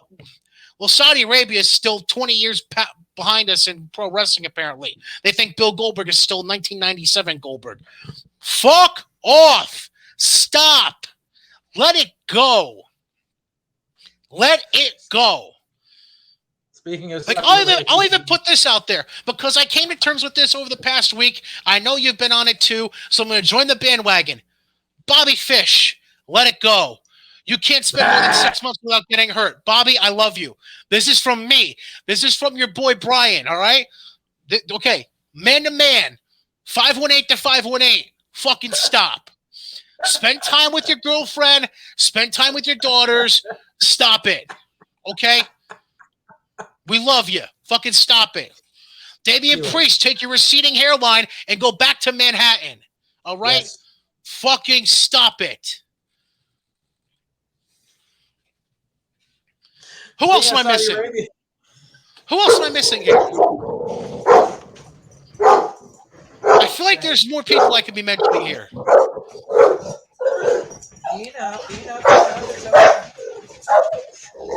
Yes, I know it's the mailman. Unreal. Unreal.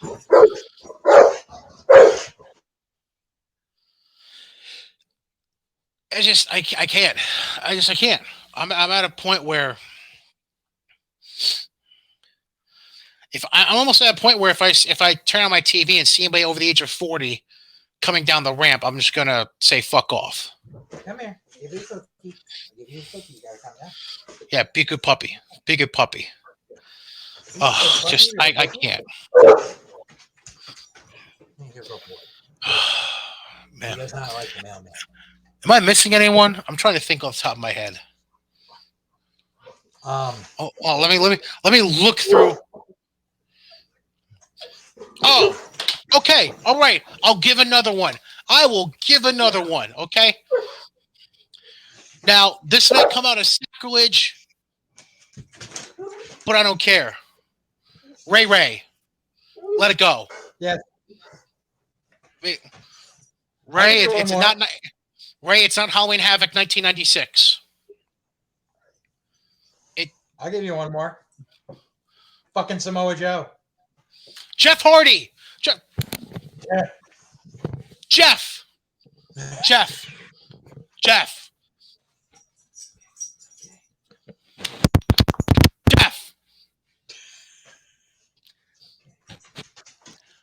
Go away. Jesus. Fucking half the AEW roster go away. Yep. Like, Matt Hardy. Don't need him. Christian. There's not much you can do with Christian at this point unless you just want to pawn him off onto Impact, which you can do at this point right now if you really wanted to. I'm in a lost space right now.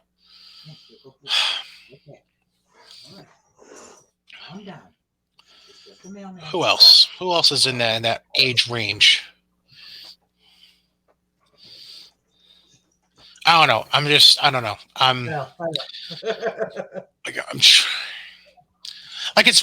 It's really weird actually because while yes, WWE has those couple of old guys that they go back to, like they had Undertaker syndrome for a decade until he finally said I'm done. Goldberg, Brock, but generally speaking,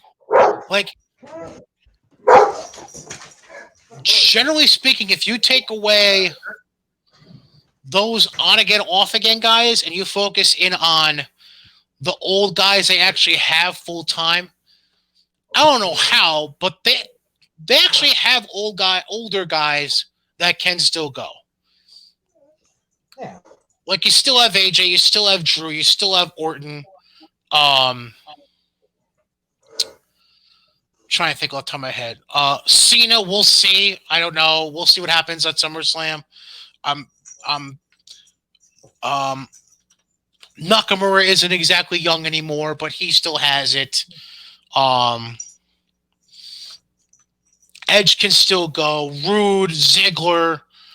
I mean, KO has got to be getting close to like his late 30s at this point. Like, their old guys can actually go. Yeah. AEW is asking old guys that should be in a wheelchair in a retirement home to go. Like, no. Well, I mean, they kind of gotta, because the young guys don't know how to handle a live mic. I'm gonna give you one more. I'm gonna catch a lot of heat for saying this right now. There you go. I'm gonna say one more person, and it might catch me a lot of shit. Okay.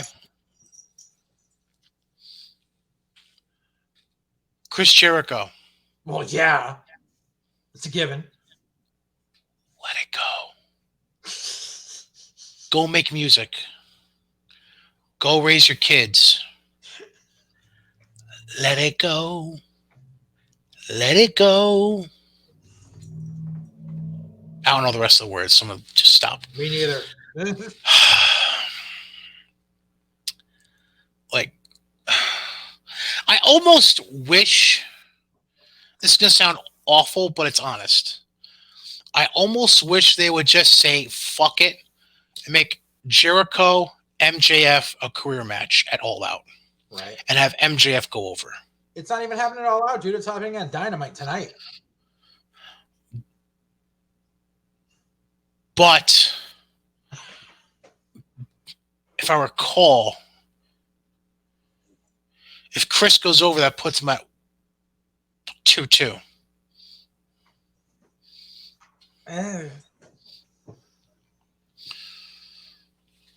I'm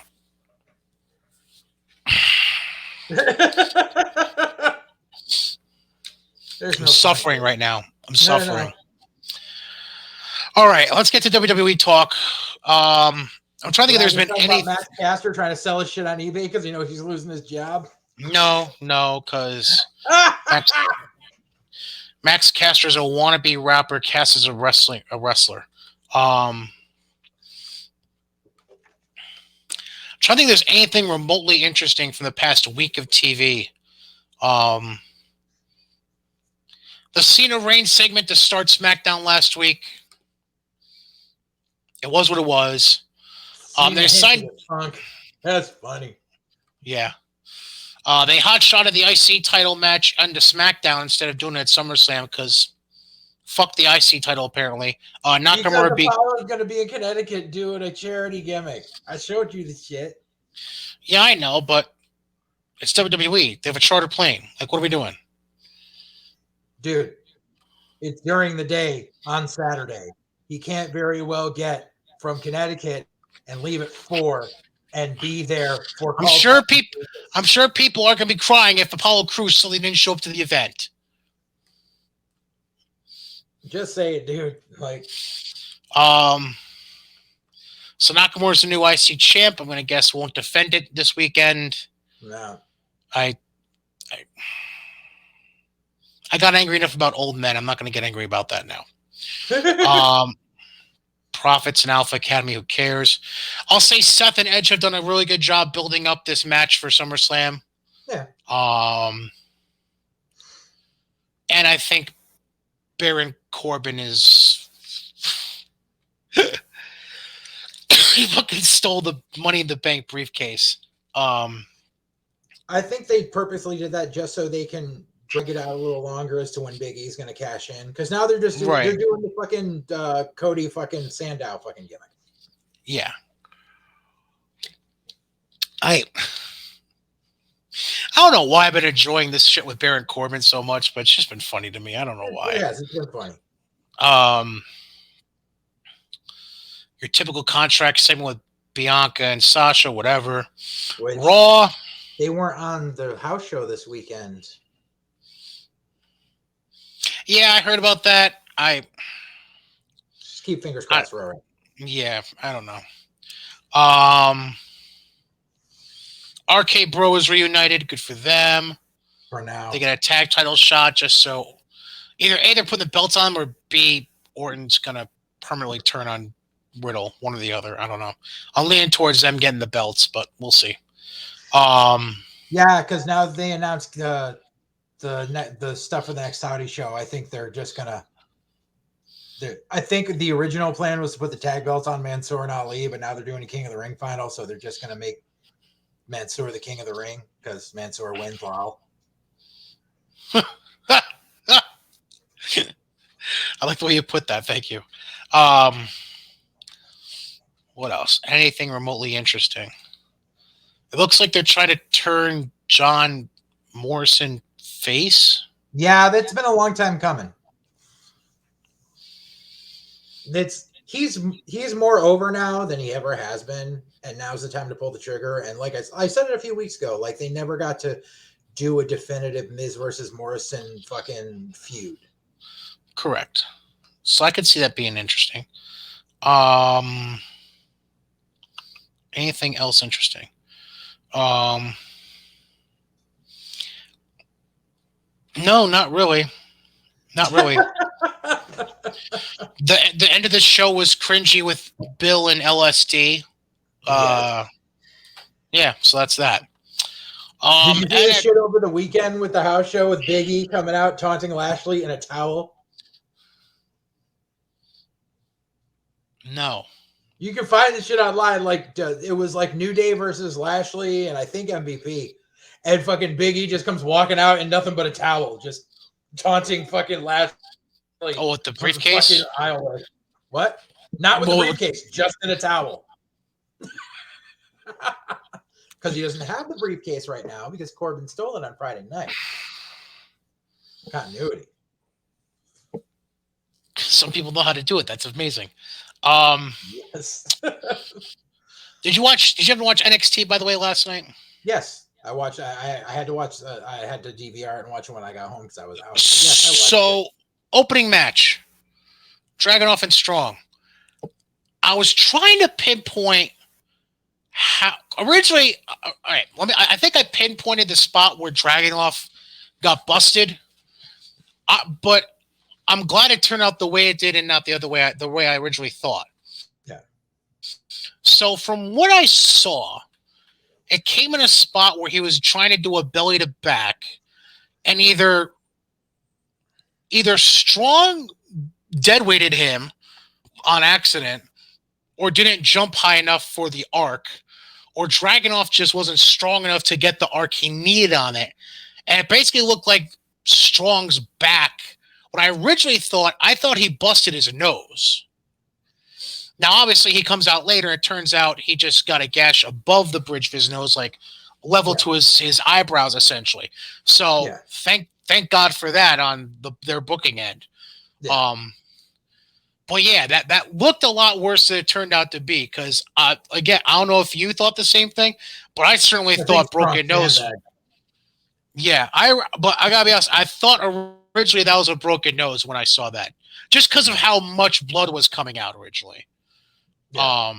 But it's good that it wasn't a broken nose. Obviously, we found that out later. Yeah. Whoever's doing these promo videos lately for the big matches for NXT takeovers, they need to get a fucking pay raise. Definitely. The Cole O'Reilly promo video was really good.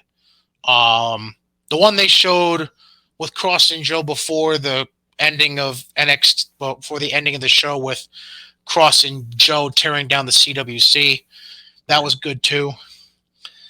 Hit Roll and Legato, they basically had a brawl outside. That was fun. It just sucks how that's leading to just a 6-man next week's NXT. And which has already been announced, yeah. Right. Poor Josh Briggs has to job out to Grimes, but it's Grimes, so I'm okay with it. The job once on TV. They'll let him fucking do a job. Oh, yeah. That tag Index title match beats... is hot.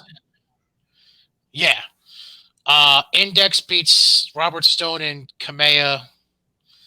The Gonzalez Dakota the interview with Raquel Gonzalez and Dakota Kai wasn't really an interview. It was basically Beth asked a beginning question to Raquel, and then Raquel and Dakota clearly did some pre-tape shit. I don't know. It was fucking weird.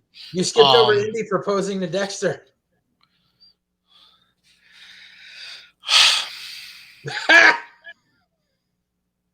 Come on, Mr. Index. Too soon. That's bread and butter. Too soon. Like I love it. I love it. I just too soon. I'm gonna put it this way. They hot-shotted it a bit. I'm gonna put it this way though. He didn't actually say yes.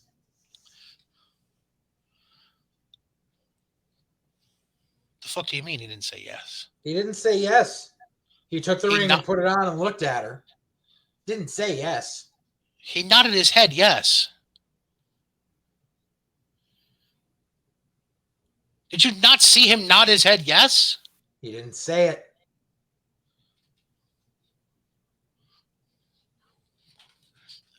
Are you trying to play semantics on me right now? Is that what you're doing?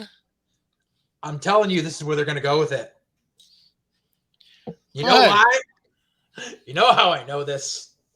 Because, see, years ago, a friend of mine and the girl he was with at the time, the girl bought him an engagement ring, and she presented it to him, and he was just like, you want to go get pizza?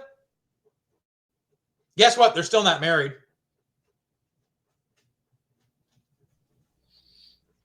That's all I'm saying. That was 10 years ago. Did she actually propose to him, though, or was she just giving him the ring? No, she was proposing.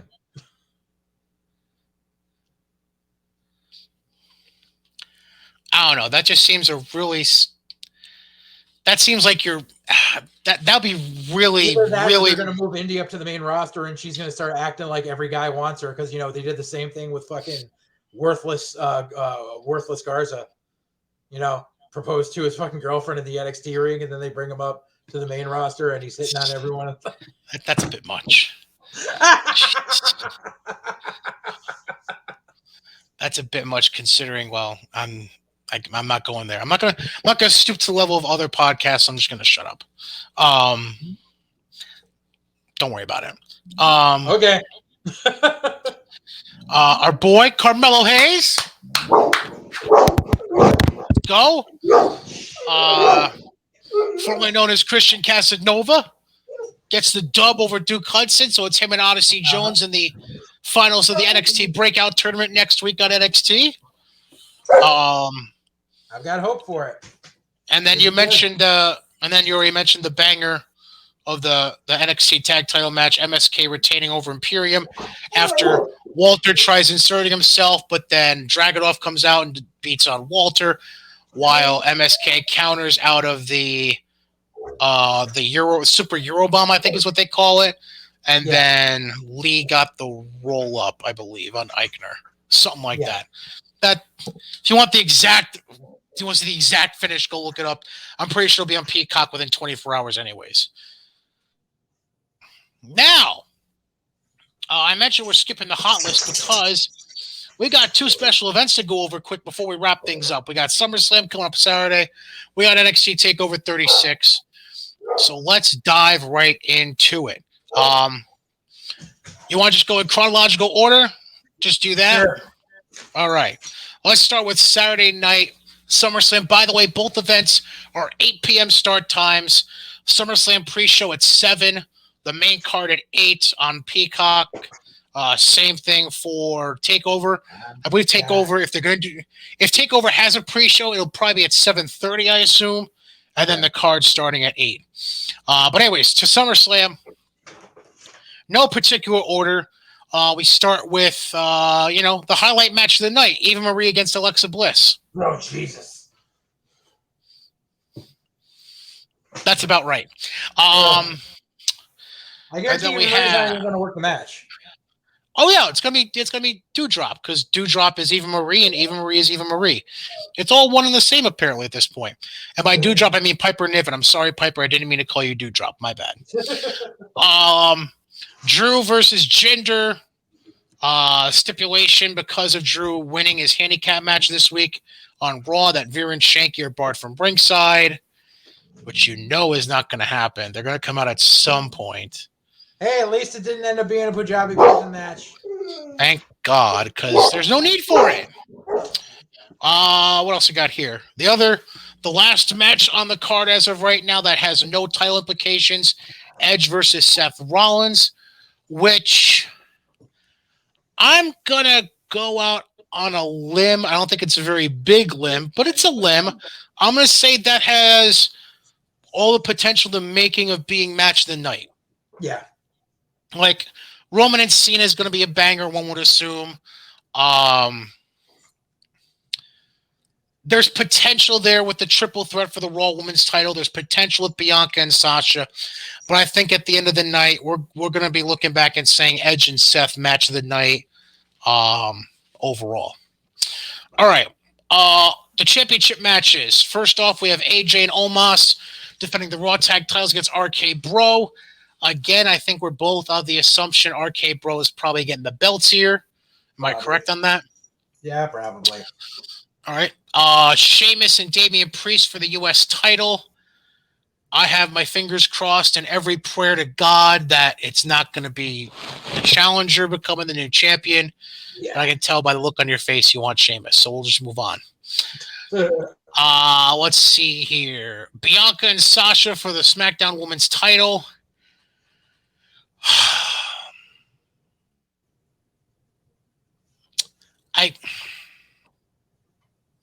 I feel like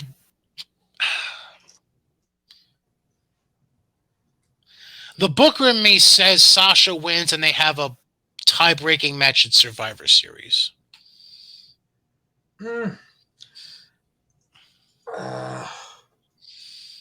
It's a tough call. Honestly, I could see Sasha winning and then Becky making a surprise visit.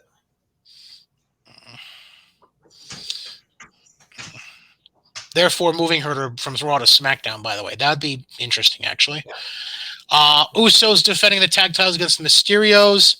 If the Mysterios win the belts back, I will riot. I will personally fly out to San Diego for Raw the next night and riot on that arena. I will form an army like DX did with a little tank. I will drive into the receiving area. After that is in San Diego. I know Raw the next Monday is in San Diego. Okay. Yes. Okay. Because if SmackDown was in San Diego. Booyaka, booyaka, 619. Anyways. Nikki at ASH, whatever. Ash is whatever. Nikki defending the Raw Women's title against Charlotte and Rhea. I feel like everything's pointing to Charlotte, but that could be misdirection. I don't know. I think Nikki's going to retain, and I think I think the jabbing is going to be Charlotte showing up in Mexico this past weekend. It's going to any hope for her having gotten that belt back is gone for a while. They're going to put her in the doghouse. Oh, so we're still punishing wrestlers in 2021 for behind-the-scenes chicanery. You don't say. I'm almost positive that we see a Nia Jax run in that and have her take out Charlotte. Ooh. Well, because they did the whole thing on Monday. Right. Nia was about to end the match. Charlotte tagged in, did the fucking collection. Yeah. Thank you. Yeah. Okay. All right. Then we get to our two heavyweight title matches. Lashley and Goldberg. Please, God, please let Bobby win. This is the only time I swear in my life I'll ever pray for LSD to win a match. Please. Please, if there is a wrestling god, please let LSD win this match. I think you agree with me. I don't know, dude. I don't know. What are you going to do? Put it on Goldberg and have him hold it till Saudi? Well, because I don't know if you've seen what the plan is for Saudi. They leaked what the dream match they want to do is the main event for Saudi. No, don't say it. Go ahead, but don't say it. Goldberg versus Cena. No!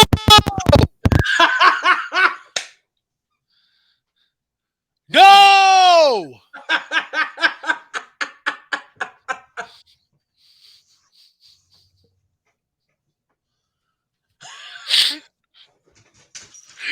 No! No! Oh no! Oh no! Oh no! Here's what else you need to realize, dude. You realize we still have another 8 years of Saudi Arabia shows left? How long was the fucking contract? 12 years? A decade, and then COVID happened. Oh, so we gave him a free year because of a pandemic? Great. No, it gets tacked on to the end. Oh, fuck you. How do you... Anyways. Roman versus Cena. Finn heel turn. Cost Cena the belt. I like that booking. It's better than anything else I've heard. All right. Finally, NXT TakeOver. LA Knight, Cameron Grimes. Cameron wins, lol. Yeah, we've talked about this at length a few times already behind the scenes. Cameron wins, gives the belt back to DiBiase. Yeah, that's the Especially strong after arm that opinion. promo he cut on Wednesday. Or Right. last night. Yep, that's the opinion we have. Raquel Gonzalez defending the women's title against Dakota Kai. I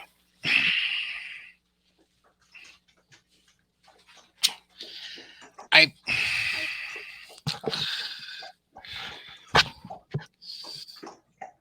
Dakota wins. Raquel goes to the main roster.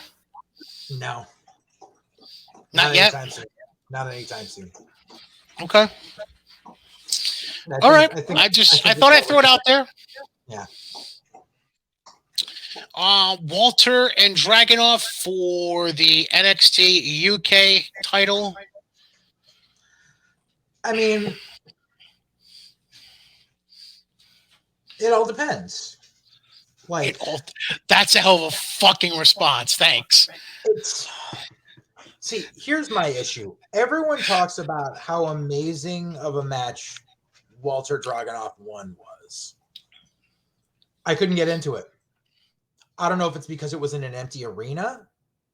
Probably. You didn't have that fan reaction, but I wasn't, by no means was it a bad match, but I just couldn't get into it.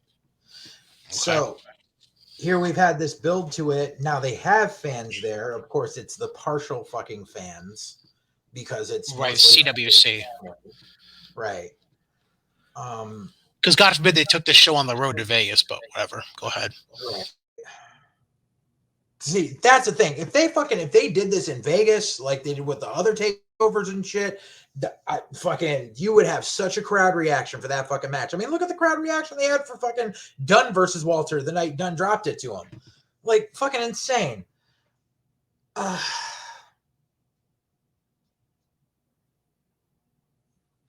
don't know.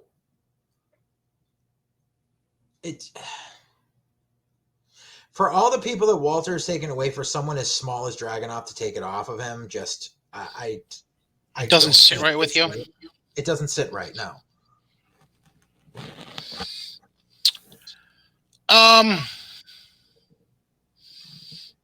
Can I throw out a legitimate option potentially? Sure.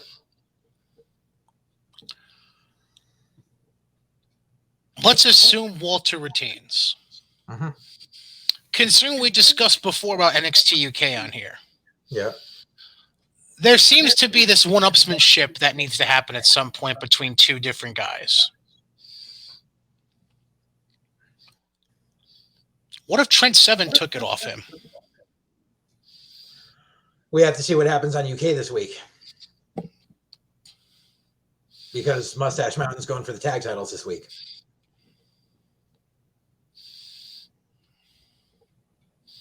But also, I don't know about Trent Seven being a viable contender. Well, you know why I'm saying Trent. Right, obviously. Because we discussed the whole Trent Tyler narrative. Right, exactly. Tyler already had a couple bangers with fucking Walter. Like, I don't know. Like, supposedly there was word that like they were going to think about having Harry Smith like feud with Walter, which would have been fine, but apparently that's not going to happen now. So I'm not sure. I'm really just I'm not sure. Harry could have been a good contender. Exactly. What match do I want to do next? There's only two left. Cross and Joe, NXT title. Cross wins after William Regal fucking turn.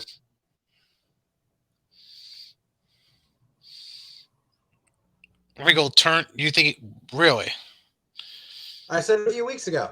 I think Regal's gonna fucking turn on Joe and fucking help Cross retain for numerous reasons. Number one, like I said before, the time where they showed the Cross laid out Regal, they just showed Regal on the floor. They didn't show him actually getting beat up. Could have been staged, as far as storyline goes. Joe, ever since he was put in that enforcer role, just obviously was overstepping his bounds from the very beginning. That could be the motive for Regal to say, I brought you in as a business decision and I regretted it instantly. So here, and you threw away what I gave you because you couldn't keep your own temper in check. to want to be a main actor, to be on the main active roster again. And so now you're my underling, and I'm going to treat you like one. Also, here's the biggest factor. Joe has not had a match in almost 2 fucking years. You can't have a guy who hasn't worked that long. This isn't main roster shit. This isn't Goldberg comes back after fucking 10 years and his first match wins the Universal title. This isn't that. This is NXT. This is the work rate fucking program. Can't have a guy who hasn't worked a match in 2 years suddenly stroll in and beat the champ flat. Doesn't happen. And as it is, Joe got fucking blown up walking to the ring for that fucking last segment last night.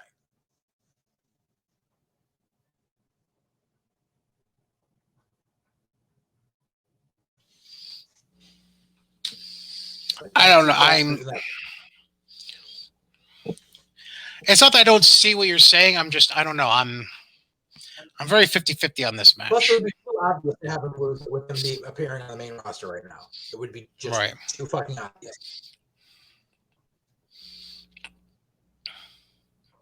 See, if Cross wasn't making appearances on Raw, I wouldn't even think twice about this. But just knowing the fact that he had tryout matches in the past couple of months, I would be suspicious of every title defense he has right now. Right. All right, finally. This is the one with a lot of intrigue if people have been paying enough attention to our shows the last few weeks. O'Reilly Cole 3, the undisputed ending, I think is, or undisputed finale is what they're calling it. I guess. 2 out of 3 falls. Which, this is where I'm going to take issue, okay? This is where I'm going to take issue with 2 out of 3 falls. If your third and deciding fall is a steel cage, what's the fucking point of falls 1 and 2? Because you're not going to announce a steel cage as fall 3 and not follow through on having that third fall. Well, yeah. The problem is it's because they did this before where they did a 2 out of 3 and didn't announce a third fall and then the night of the show, people were showing pictures of the cage hanging above the ring with all the weapons around it. I just don't like the fact that the third fall is the cage match. I think the third fall should be an I Quit match. I like that. It makes no sense. Or last man standing. Right. Something like that. It makes no sense for the first fall to be street fight and the second fall to be regular wrestling. It should be the other way around. It is the other way around. Oh, it is? The first fall is a regular fall. Oh, okay. Second fall is a street fight. Okay. So but I agree with you. I agree with you on the third fall because I just don't like the thought process of you announcing a cage match for the third fall because now you booked yourself into a corner where you can't go out of your way to announce that setup and then not have the steel cage. People are coming to expect that, so you have to have the third fall. So at that point, you either A, should have just booked it as a regular steel cage match to begin with, or use a different fucking stipulation that, worst case scenario, if you don't get to it, not everybody is going to be disappointed because at least you had a street fight, for fuck's sake. Exactly. As far as who wins... If you're to believe all the news out there about there being difficulties in contract discussions between Adam Cole and WWE, one would assume O'Reilly and then Cole maybe rides off into the sunset. But I'm also one of those people who says don't believe everything you read. So I firmly believe since this all started when this feud first happened before the first match, that it was when they first fucking said when they had Cole turn on O'Reilly, I said that it was gonna end up going 3 fucking matches and O'Reilly was gonna fucking win at the end and stay in NXT and Cole would be gone. That's why I honestly thought the entire time it would be a loser leaves NXT match. I think the only reason they didn't put that stipulation in is because of all the talk about his contract being up. Because then everyone's gonna fucking because whether they fucking sign him to go on to SmackDown or not, honestly, I don't fucking care. But they had to pull that little stipulation bit because all the talk going around it. O'Reilly's going to win. O'Reilly's going to stay in NXT for at least another 6 months before they let him go. Cole's done in NXT. There's nothing more he can do there. Like, he's a Grand Slam champion, blah, blah, blah, blah. Motherfucker, let's call a spade a spade. You've been in developmental for 6 fucking years. Shit or get off the pot. Plain and simple.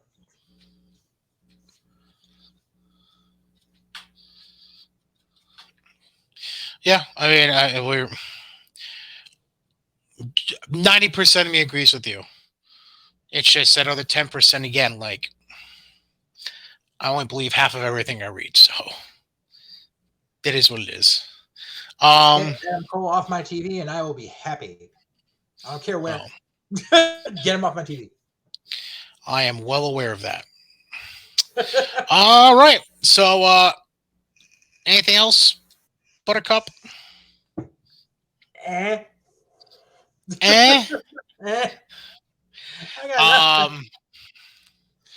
So, kind of sort of breaking news, by the way. This is something we discussed. But we're still waiting to lock down which is happening. If you're checking out this show before SummerSlam and NXT TakeOver 36 weekend, we are planning to go live at some point this weekend with a reaction show.